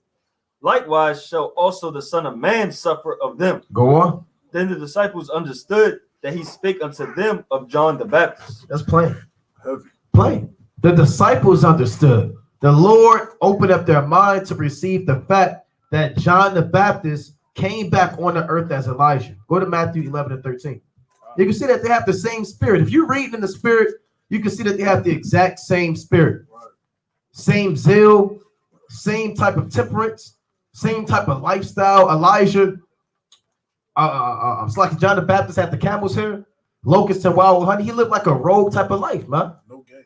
Right? No games. John the Baptist was the same way, man. I mean, it's like Elijah was the same way. The Lord, they called him a hairy man. You know, the garment he had on, he was rogue, he was wild, calling fire down from heaven. It was bold, man. Elijah slew prophets. John the Baptist told the so-called white man to his face, man. It is not lawful for you to have your brother's wife, man. And he got locked up for that. And he got his head chopped off for that, man. So these men didn't give a damn. Right? So bring that up. Matthew chapter 11, verse 13. For all the prophets and the law prophesied until John. And if ye will receive it. Hold on now. And if what? And if ye will receive it. What does that mean if you can receive it? Because you got brothers fighting on the comment board right now. Right. Oh, it's a tumult. Right. All hell is breaking loose on the comment board. Right. They're pulling scriptures out of context, trying to fit thumbs are going crazy. On the Bible app, copy paste, 5 tabs open, going back, committing lewdness, man. This is why Yahushua said this. Read that again. And if ye will receive it. Right, I mean, if this is for you, if your spirit can receive what I'm bringing, because everybody can't get it. You know, it's levels to the truth. Some people know that they're Israelites, but they're OT only. They can't even receive Yahushua. Some people come in this thing, they receive Yahushua, but they can't receive the fact that the chariots are documented in the Bible. They think that they're ancient elders. So there is levels of doctrinal understanding that the Most High gives you. Right, go on. And if ye will receive it. This is what? This is Elijah. What did he say? This is Elijah. No, he's in the spirit of Elijah. This is Elijah. This is not Elijah. This is Elijah. Straight up and down. This is Elijah. You that brother said, well, he moved in the spirit of him. He said, this is that man. Go on. Which was for to come. That's the man that Malachi wrote about in Malachi, the 4th chapter. Straight up, Elijah. Go to well, you don't gotta go to that. You got it, King. Come. Just a quick point. Let's go to Isaiah chapter 40 and verse 3. And then we're gonna go to Matthew chapter 3, and we're gonna show that prophecy being fulfilled. Right? Isaiah chapter 40, verse 3. The voice of him that cried in the wilderness, prepare ye the way of the Lord. Right. So it's a prophecy that the one who's crying in the world, in the woods or in the wilderness, right? Make the what? Prepare ye the way of the Lord, make straight in the desert a highway for our God. Right. So there's one in the wilderness is preparing a way for the Lord. Right. Let's go to Matthew chapter 3 and verse 1, and we're gonna read down to verse number 6. Matthew 3 and 1. Right. In those days came John the Baptist, preaching in the wilderness. He was doing what? Preaching in the wilderness. That's one in the wilderness of Judea. Right. And saying, repent ye, for the kingdom of heaven is at hand. Right. That's instructing our people into the way that they got to go before the Lord comes back. Right. For this is he that was spoken of by the prophet Isaiah, saying, the voice of one crying in the wilderness, prepare ye the way of the Lord, make his path straight. Right. And the same John had his raiment of camel's hair and leathern girdle about his loins, and his meat was locust and wild honey. Right. To let me back on what Naquan was saying. Right. How Elias was a hairy man because of the garments. Right. Then went out to him Jerusalem and all Judea. So all Jerusalem and Judea went out to John the Baptist, man. Right. They know the prophecies, man. They had the prophets of old tell them the signs and times of the coming of the Messiah. They had all this understanding, man. And were baptized of him in Jordan, confessing their sins. And they all were baptized in all the region round about Jordan. That's not a small area right there. That's a huge area coming to be baptized by John the Baptist, man. How all have heard of Elijah and they were scared when he came around, how the works he did, right? How he made the fire call from heaven. What did everybody do? They started praising the Lord instantly, man. They said, what was we thinking, man? They was cussing in Hebrew probably, right? It was praising the Lord after that, man. And can we go to Mark, right, 1 and 6, right? Baba Gashak, right? Mark 1 and 6. It's the book of Mark, chapter 1 and verse 6. Oh, Salaki, quick point. Or was you about to touch on that? Oh, Salaki, quick point. What tribe was Elijah from? You Levi. What tribe was John the Baptist from? He was a Levi, man. That goes back to when the brothers said, you're not one day you from the tribe of Issachar, the next you from the tribe of Zebulon, then all of a sudden you a Judite. You stay in that same seed line you came from. Quick point. Right, 8 and right on that same point, right? Bring that on in Mark, right, 1 and 6. Mark chapter 1 verse 6. Right. And John was clothed with camel's hair. And what? And John was clothed with camel's hair. Right, and John was clothed, man, with camel's hair, man. Right, the same account, right, that we're reading, right, in Matthew, right, the third chapter. Right, read on. And with a girdle of a skin about his loins. Right. And he did eat locusts and wild honey. And he did what? Eat locusts and wild honey. Right, and he did eat locusts and wild honey. Right now, let's go to the book of 2 Kings. Right, 2 Kings 1. Right, and verse 8, man. Right, you know, as the brother brought out, man. Right, going back right to Numbers. Right, 36 and 9. Right, a man is going to come in right back in the same lot, man. Right, what did the Lord tell Daniel? Right, and Daniel the 12th chapter, man. Right, he told Daniel, man, to stand forth, right, in thy lot, man. Right, bring that up. Right, 2 Kings, right, 1 and 8. 2 Kings chapter 1 and verse 8. Actually, a read verse 7. Verse 7. And he said unto them, what manner of man was he which came up to meet you and told you these words? Right. And they answer him, he was an hairy man. Right. Oh, he was a what? He was a hairy man. Right. Hey, he was a hairy man. Right. So even right, these two men right are going to come back right with the same characteristics, man. Right, the same tribe, man. Right, the same mannerisms, man. Right, the same garments, man. Right, we don't. And girt with a girdle of leather about his loins. And what? And girt with a girdle of leather about his loins. Right, and girt with a girdle of leather about his loins. Right, and is this talking about John the Baptist? Right, read. And he said, it is Elijah the Tishbite. It is who? It is Elijah the Tishbite. Right, it is Elijah the Tishbite, man. Right, so you have Elijah, right?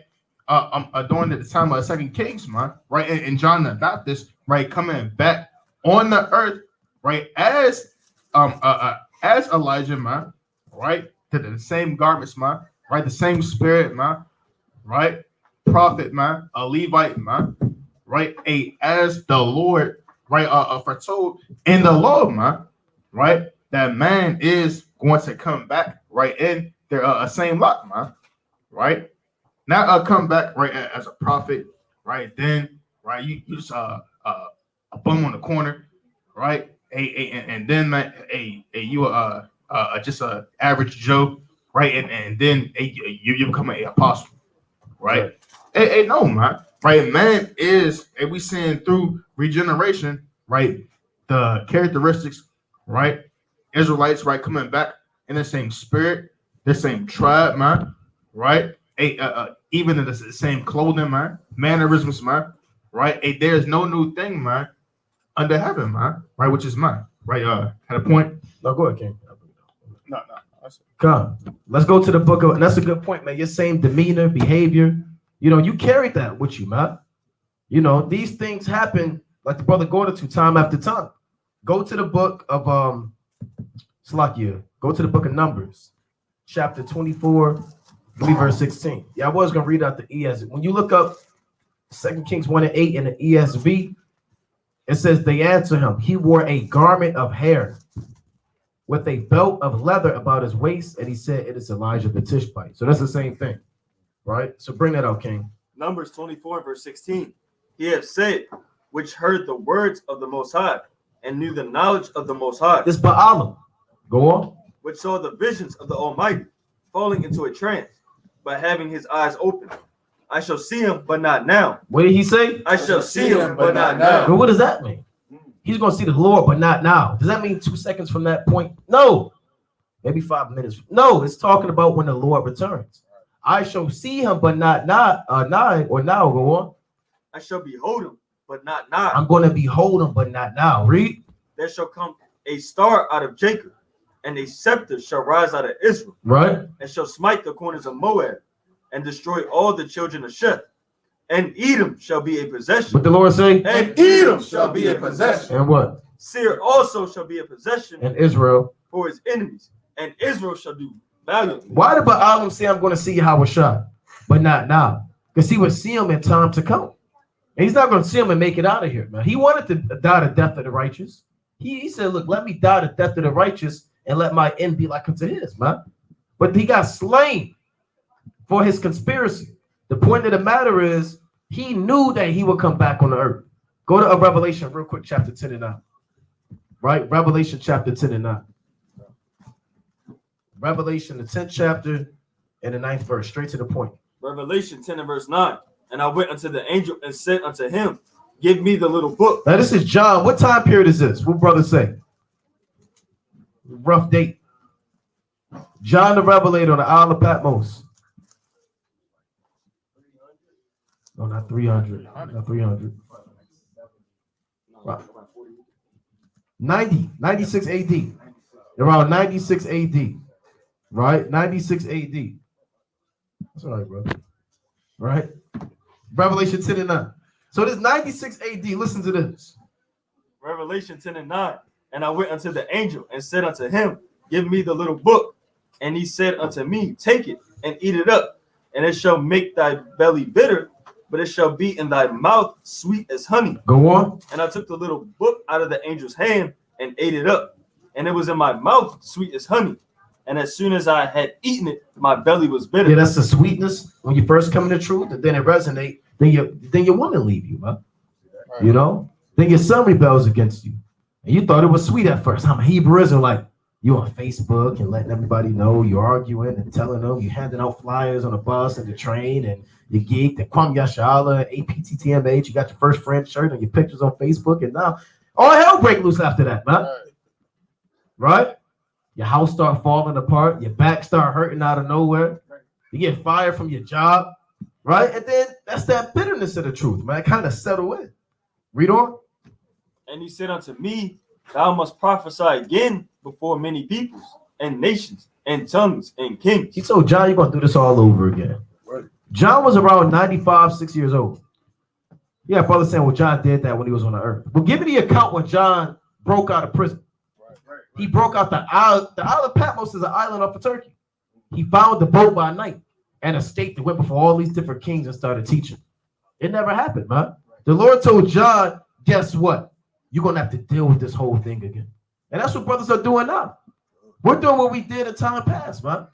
Right? If you were like we go on, if you was out there teaching, you was teaching back then. Go to Luke 21 and 29. If you was following the Lord when you heard the Lord came into town, guess what, man? You're doing it now. Well, hey, you may have been one of the men that was fed with the 2 loaves and the 5 fishes, man. Imagine that, man. Or the 5 loaves and 2 fishes, Salaki. You was probably there when Yahweh Shah was at the wedding and tasted of the wine, man. If you gravitate to Yahweh Shah now, you gravitated to him back then. Now, we don't know exactly what we were doing. It could be Thomas. A brother could just be one of the Zacchaeus, climbed up the top tree, and you don't know, man. Right? So bring that up. You got sisters that was with Yahweh Shah. right? To the day of his death, man. Those sisters are still in the truth right now, man. Righteous woman Tabitha, right? Phoebe, all of those women are around, man. Right? Those same, if, again, you're gonna have that same zeal and inclination to come back to righteousness, man. It's gonna be a set time when you're gonna be called to this truth, and it's gonna be like this is what you were missing in your whole life, man. Because you was missing it. Because this is who you are. Right? So bring that up. Luke 21 and verse 29. And he spake to them a parable. Behold, the fig tree and all the trees. Right, look at the fig tree and all the trees. When they now shoot forth, ye see and know of your own selves that summer is now nigh at hand. Right, you can watch trees blossom and bloom and know that summer is coming and that the seasons are changing. Read on. So likewise ye, when ye see these things come to You pass, see all of the prophecies documented before this verse come to pass. know ye that the kingdom of God is not at hand. Go on.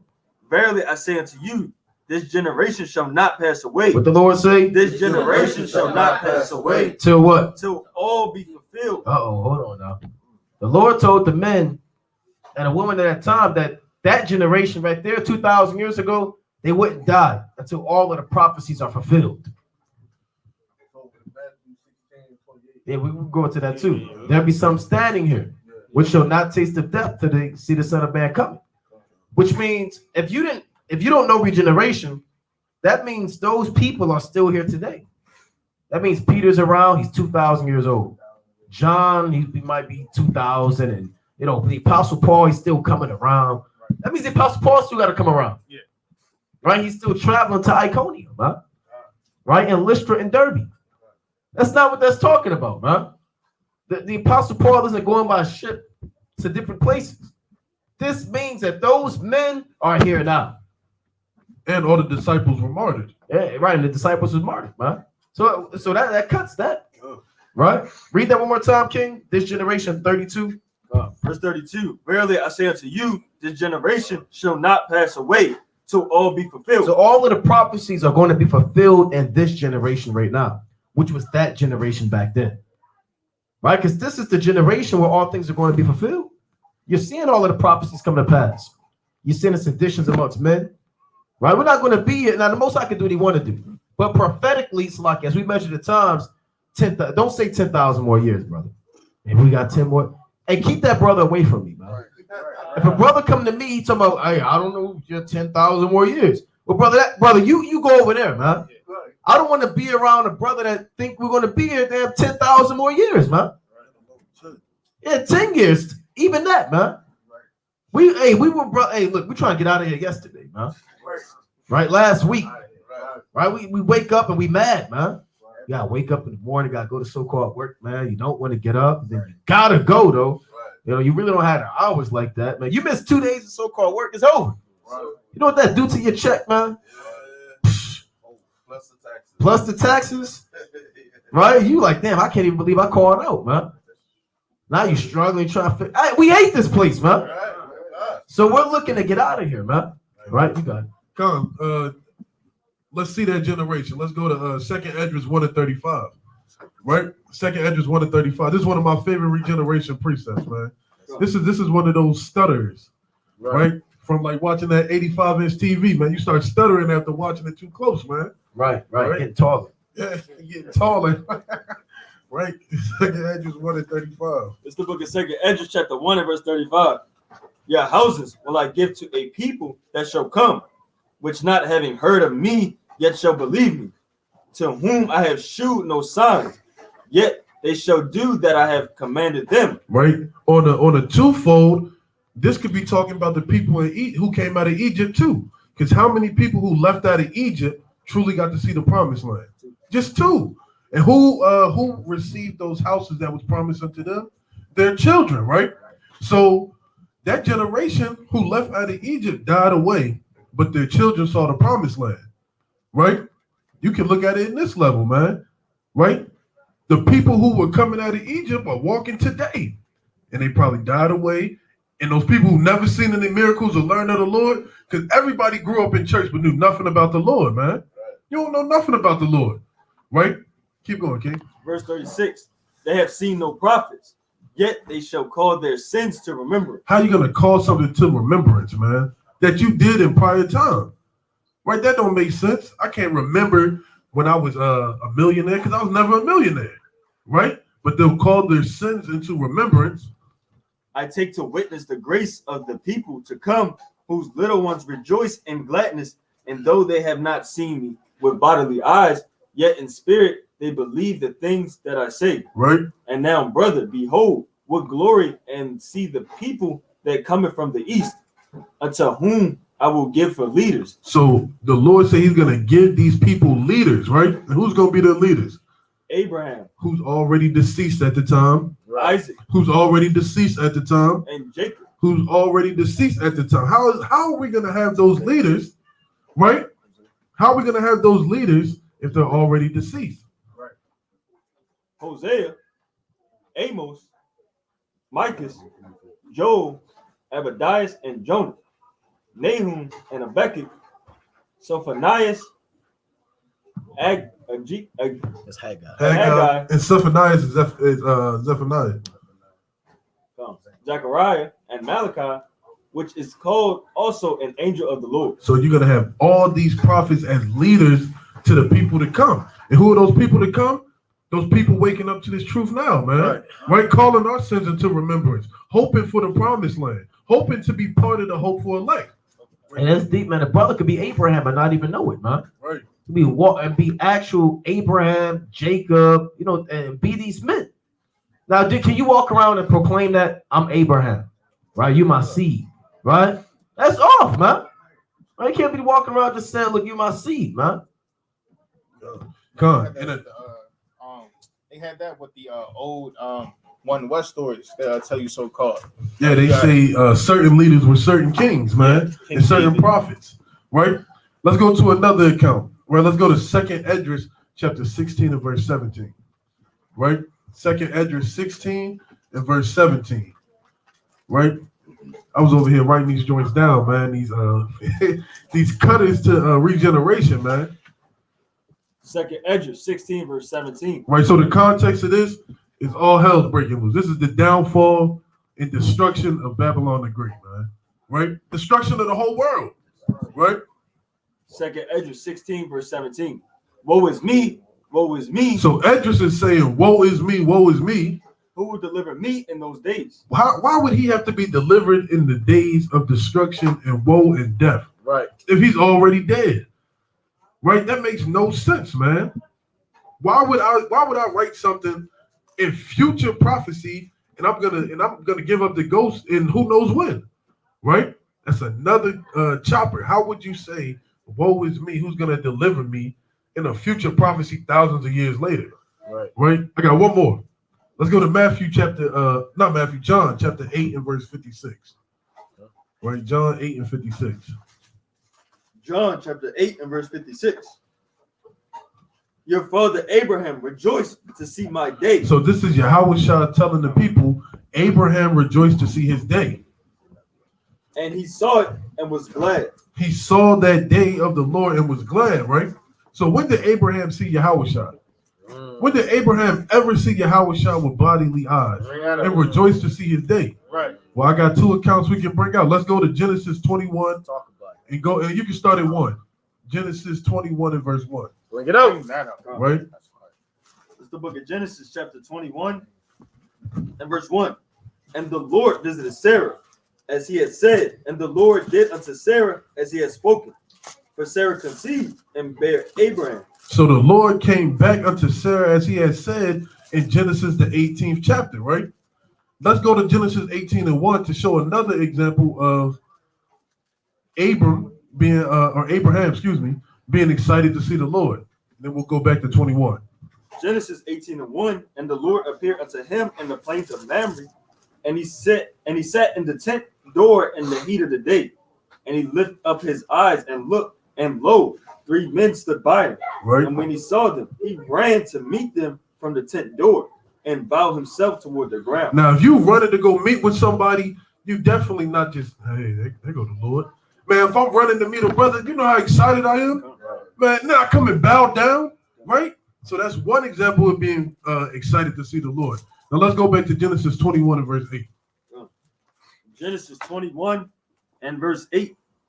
And the child grew and was weaned, and Abraham made a great feast the same day that Isaac was weaned. So Abraham made a huge feast the day that Isaac was weaned, right? If you're making a feast for somebody, doesn't that mean you're in great gladness? Right. I've never seen anybody at a feast and they angry to eat and drink wine. Right. I've never seen that, man. It's carnal, right? So those are two examples of Abraham seeing the day or seeing the Lord, right? And being excited. And he was glad. Now let's finish off 56. John 8 and 57, I believe he was at. Come on. It's the book of John, chapter 8 and verse 57. Then said the Jews unto him, Thou art not yet 50 years old, and hast thou seen Abraham? And that's something Jake would say. Bro, you're not even 50, man. How you see Abraham, man? Right, knowing that was thousands and thousands of years before, man. That's something Israel would say, man. Right, bro, how you see that, man? You ain't see that movie when it first came out. That came out in the 70s, man. You're only 20, whatever. Right, before your time, man. Right, you don't know nothing about that. Right, everybody seen that joint with Jalen Rose? When he did that, what happened to that boy? He's like, you don't know nothing about that, Sage. Right? That's what they were saying to the Lord. You don't know nothing about it. You ain't see the Lord. Be quiet. Right? Yahweh said unto them, Verily, verily, I say unto you, before Abraham was, I am. Because he created Abraham. Right? And what did Israel do? Then took they up stones to cast at him. They got so cut and they was mad, they was throwing stones at him, man. But Yahweh hid himself and went out of the temple, going through the midst of them, and so passed by. Right? He hitting spin moves, all that, man. Yeah, like the brother said, man, we don't know how he did that. Right? Maybe he turned invisible. Maybe he blinded them for a minute. We don't know. You can't just you could do that. But somebody might kind of, grab you up, man. That's an excellent account. You can't get around that. Yahweh Shai has been on the earth plenty of times. Go to Genesis 4 and go back to 12. We'll go to 4 and 12. Another man is Cain. Right? Cain came back on the earth. We're going to get straight to the point for sake of time. Genesis 4 and 12. Genesis 4 and 12. Right, here's the Lord getting on Cain, giving him his judgment. When thou tillest the ground, it shall not henceforth yield unto thee her strength. A fugitive and a vagabond shalt thou be in the earth. So Cain's punishment is to be a fugitive. What's the definition of a fugitive? Hold on, one at a time, brother. A person that goes places to seek refuge. Man, not necessarily. No, not an escapee. Somebody on the run. What they running away from? From judgment. They run away from their judgment, or they run away from justice.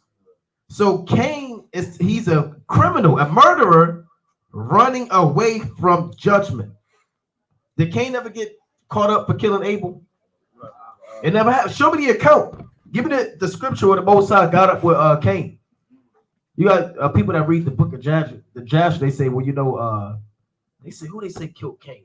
All this damn madness. Nimrod. Yeah, I think say Nimrod killed Cain or something like that, man. Right? Then Shem. Then they say Shem killed Nimrod. Right? It's nothing but madness, man. Guess what? The Most High never got up with Abel for that. Cain for that, man.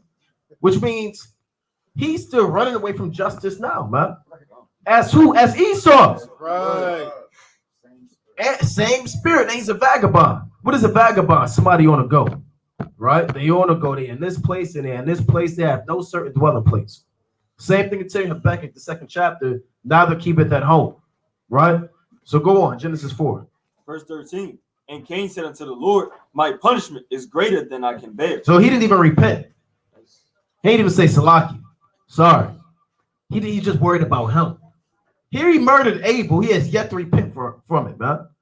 That's off. You know who be doing that? Esau in a court case, man. They start crying and I can't do this. We want to plead insanity, right? They don't want to deal with it, man. Go on. Behold, thou hast driven me out this day from the face of the earth. Yeah, that doesn't mean he was on planet Risk, right? Doesn't mean the Most High put them on a shuttle ship and sent them to another galaxy, man. Right.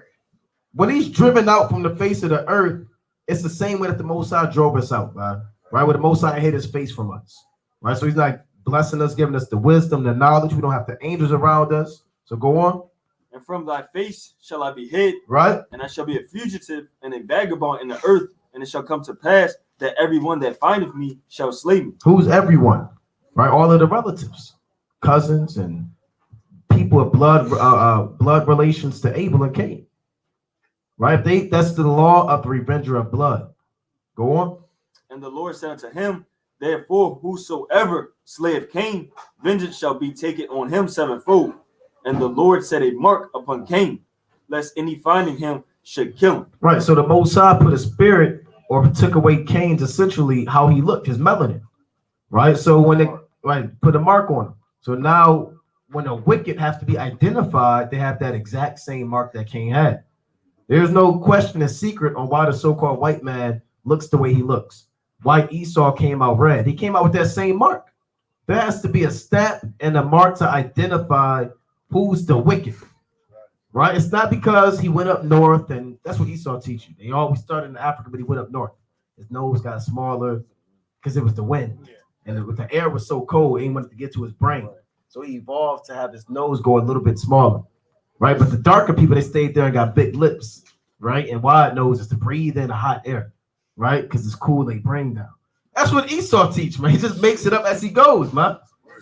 Yeah, he wings it. Then the Chinese man went east, but it was real windy. So they had to start squinting. No, they say it was too much sun, so they got to squint. Yeah, it's either one of those. There's too much sun or too much wind out east. So in process of time, they evolved to have these squinty eyes, man. So stop following the so-called white man and come back to the Most High, man. Right. You gonna say something? Yeah, and then like through the spirit, like Miriam, she got leprosy. That leprosy. Right, that's right. She got leprosy. Same thing. And Moses took his hand out, Mhm. right? And so through the spirit, that's that mark you got to put on Cain. Right. So, so Cain, so you can't turn his mother, or you can't take that back. You can't take it back. You can't. And then when you read that account, that's right. In Numbers, the 12th chapter, what did Aaron say? It said, let her not be as one that is had dead or dead that cometh out of the womb. So Esau, he's a clean leper, but he looks like a dead man. But he's supposed to be the epitome of beauty, man. A lot of jakes, you're looking at these so-called white women. Well, she ain't a bad looking white woman. I mean, look at that when you think about it. The nation's got good looking women, especially Esau. Think about it, because you line her up, put her toe to toe with me. Come on, brother. Line up with it. You bring your five, I bring my five. Jake is wicked, man. And you start damn lusting after these heathen women. The Most High, can we get that real quick, Amos? In Numbers 12, real quick, let her not I just be. wanted to make a point. Oh, you got it. You look at the similarities to the story of Jacob and Esau and Cain and Abel, right? Who was the firstborn? Cain. Who was the firstborn? 12. Esau, right? So you see the Numbers similarities 12, in it, 12. man. One came out and hated the Most High's laws. Right. Another came out, sold his birthright. Right. Right. The similarities are there, man. Abel was a keeper of the sheep, man. Right. Jacob was a plain man dwelling at home, man. Right? So they, like the brother said, they have the exact same spirit. Now that word plain in the Hebrew is in Genesis 25, we're kind of jumping around. It means righteous when you look it up. It's the in the Hebrew, which means righteous or complete or perfect. So Abel was righteous and Jacob was righteous. Cain was wicked. He brought a fruit to the altar of the Lord, man. You know what that means? Hey, look, I'm not going to put the words out there, but you know what he told the Most High when he did that, man? Yeah. Hey, forget you. The brothers know what I'm talking about. Forget you. Yeah, you want lamb. I know what you want, Lord. Right? I know what you really want, Lord. But here's this, and it is what it is. And it was the worst crops, probably. Right. Man. And he got mad when he got checked, man. What you checking me for? Right? Then he lied. I mean, Cain is off, man. And Esau tried to kill his brother. That's right. That's right. To this day. So bring that up. Numbers 12 and 12. Numbers chapter 12, verse 12. Right? Let her not be as one dead. What does it look like to have leprosy? Let her not be as one dead. So they're the real dead men walking, huh? Esau looks like a dead man. Let her not be as one, Slakia. As one dead. Go on. Of whom the flesh is half consumed. When what? when he cometh out of his mother's womb. So when Esau came out the womb, his flesh, his melanin was consumed, wasted away his heat, and he's came back on the earth. Still no, and they have the exact same spirit. Cain built the city. Esau building cities, man. When you deal with Esau's sons, they're the father of this and the father of that, and the dukes. Esau, he's the father. He's the father of modern medicine. He's the father of anthropology. He's the father of psychology. He's the father of this. So they're the exact same person. You go into that, his firstborn son, Eliphaz. Let's bring that up. My God is Genesis gold. 36. Let's deal with it. My God is fine gold, man.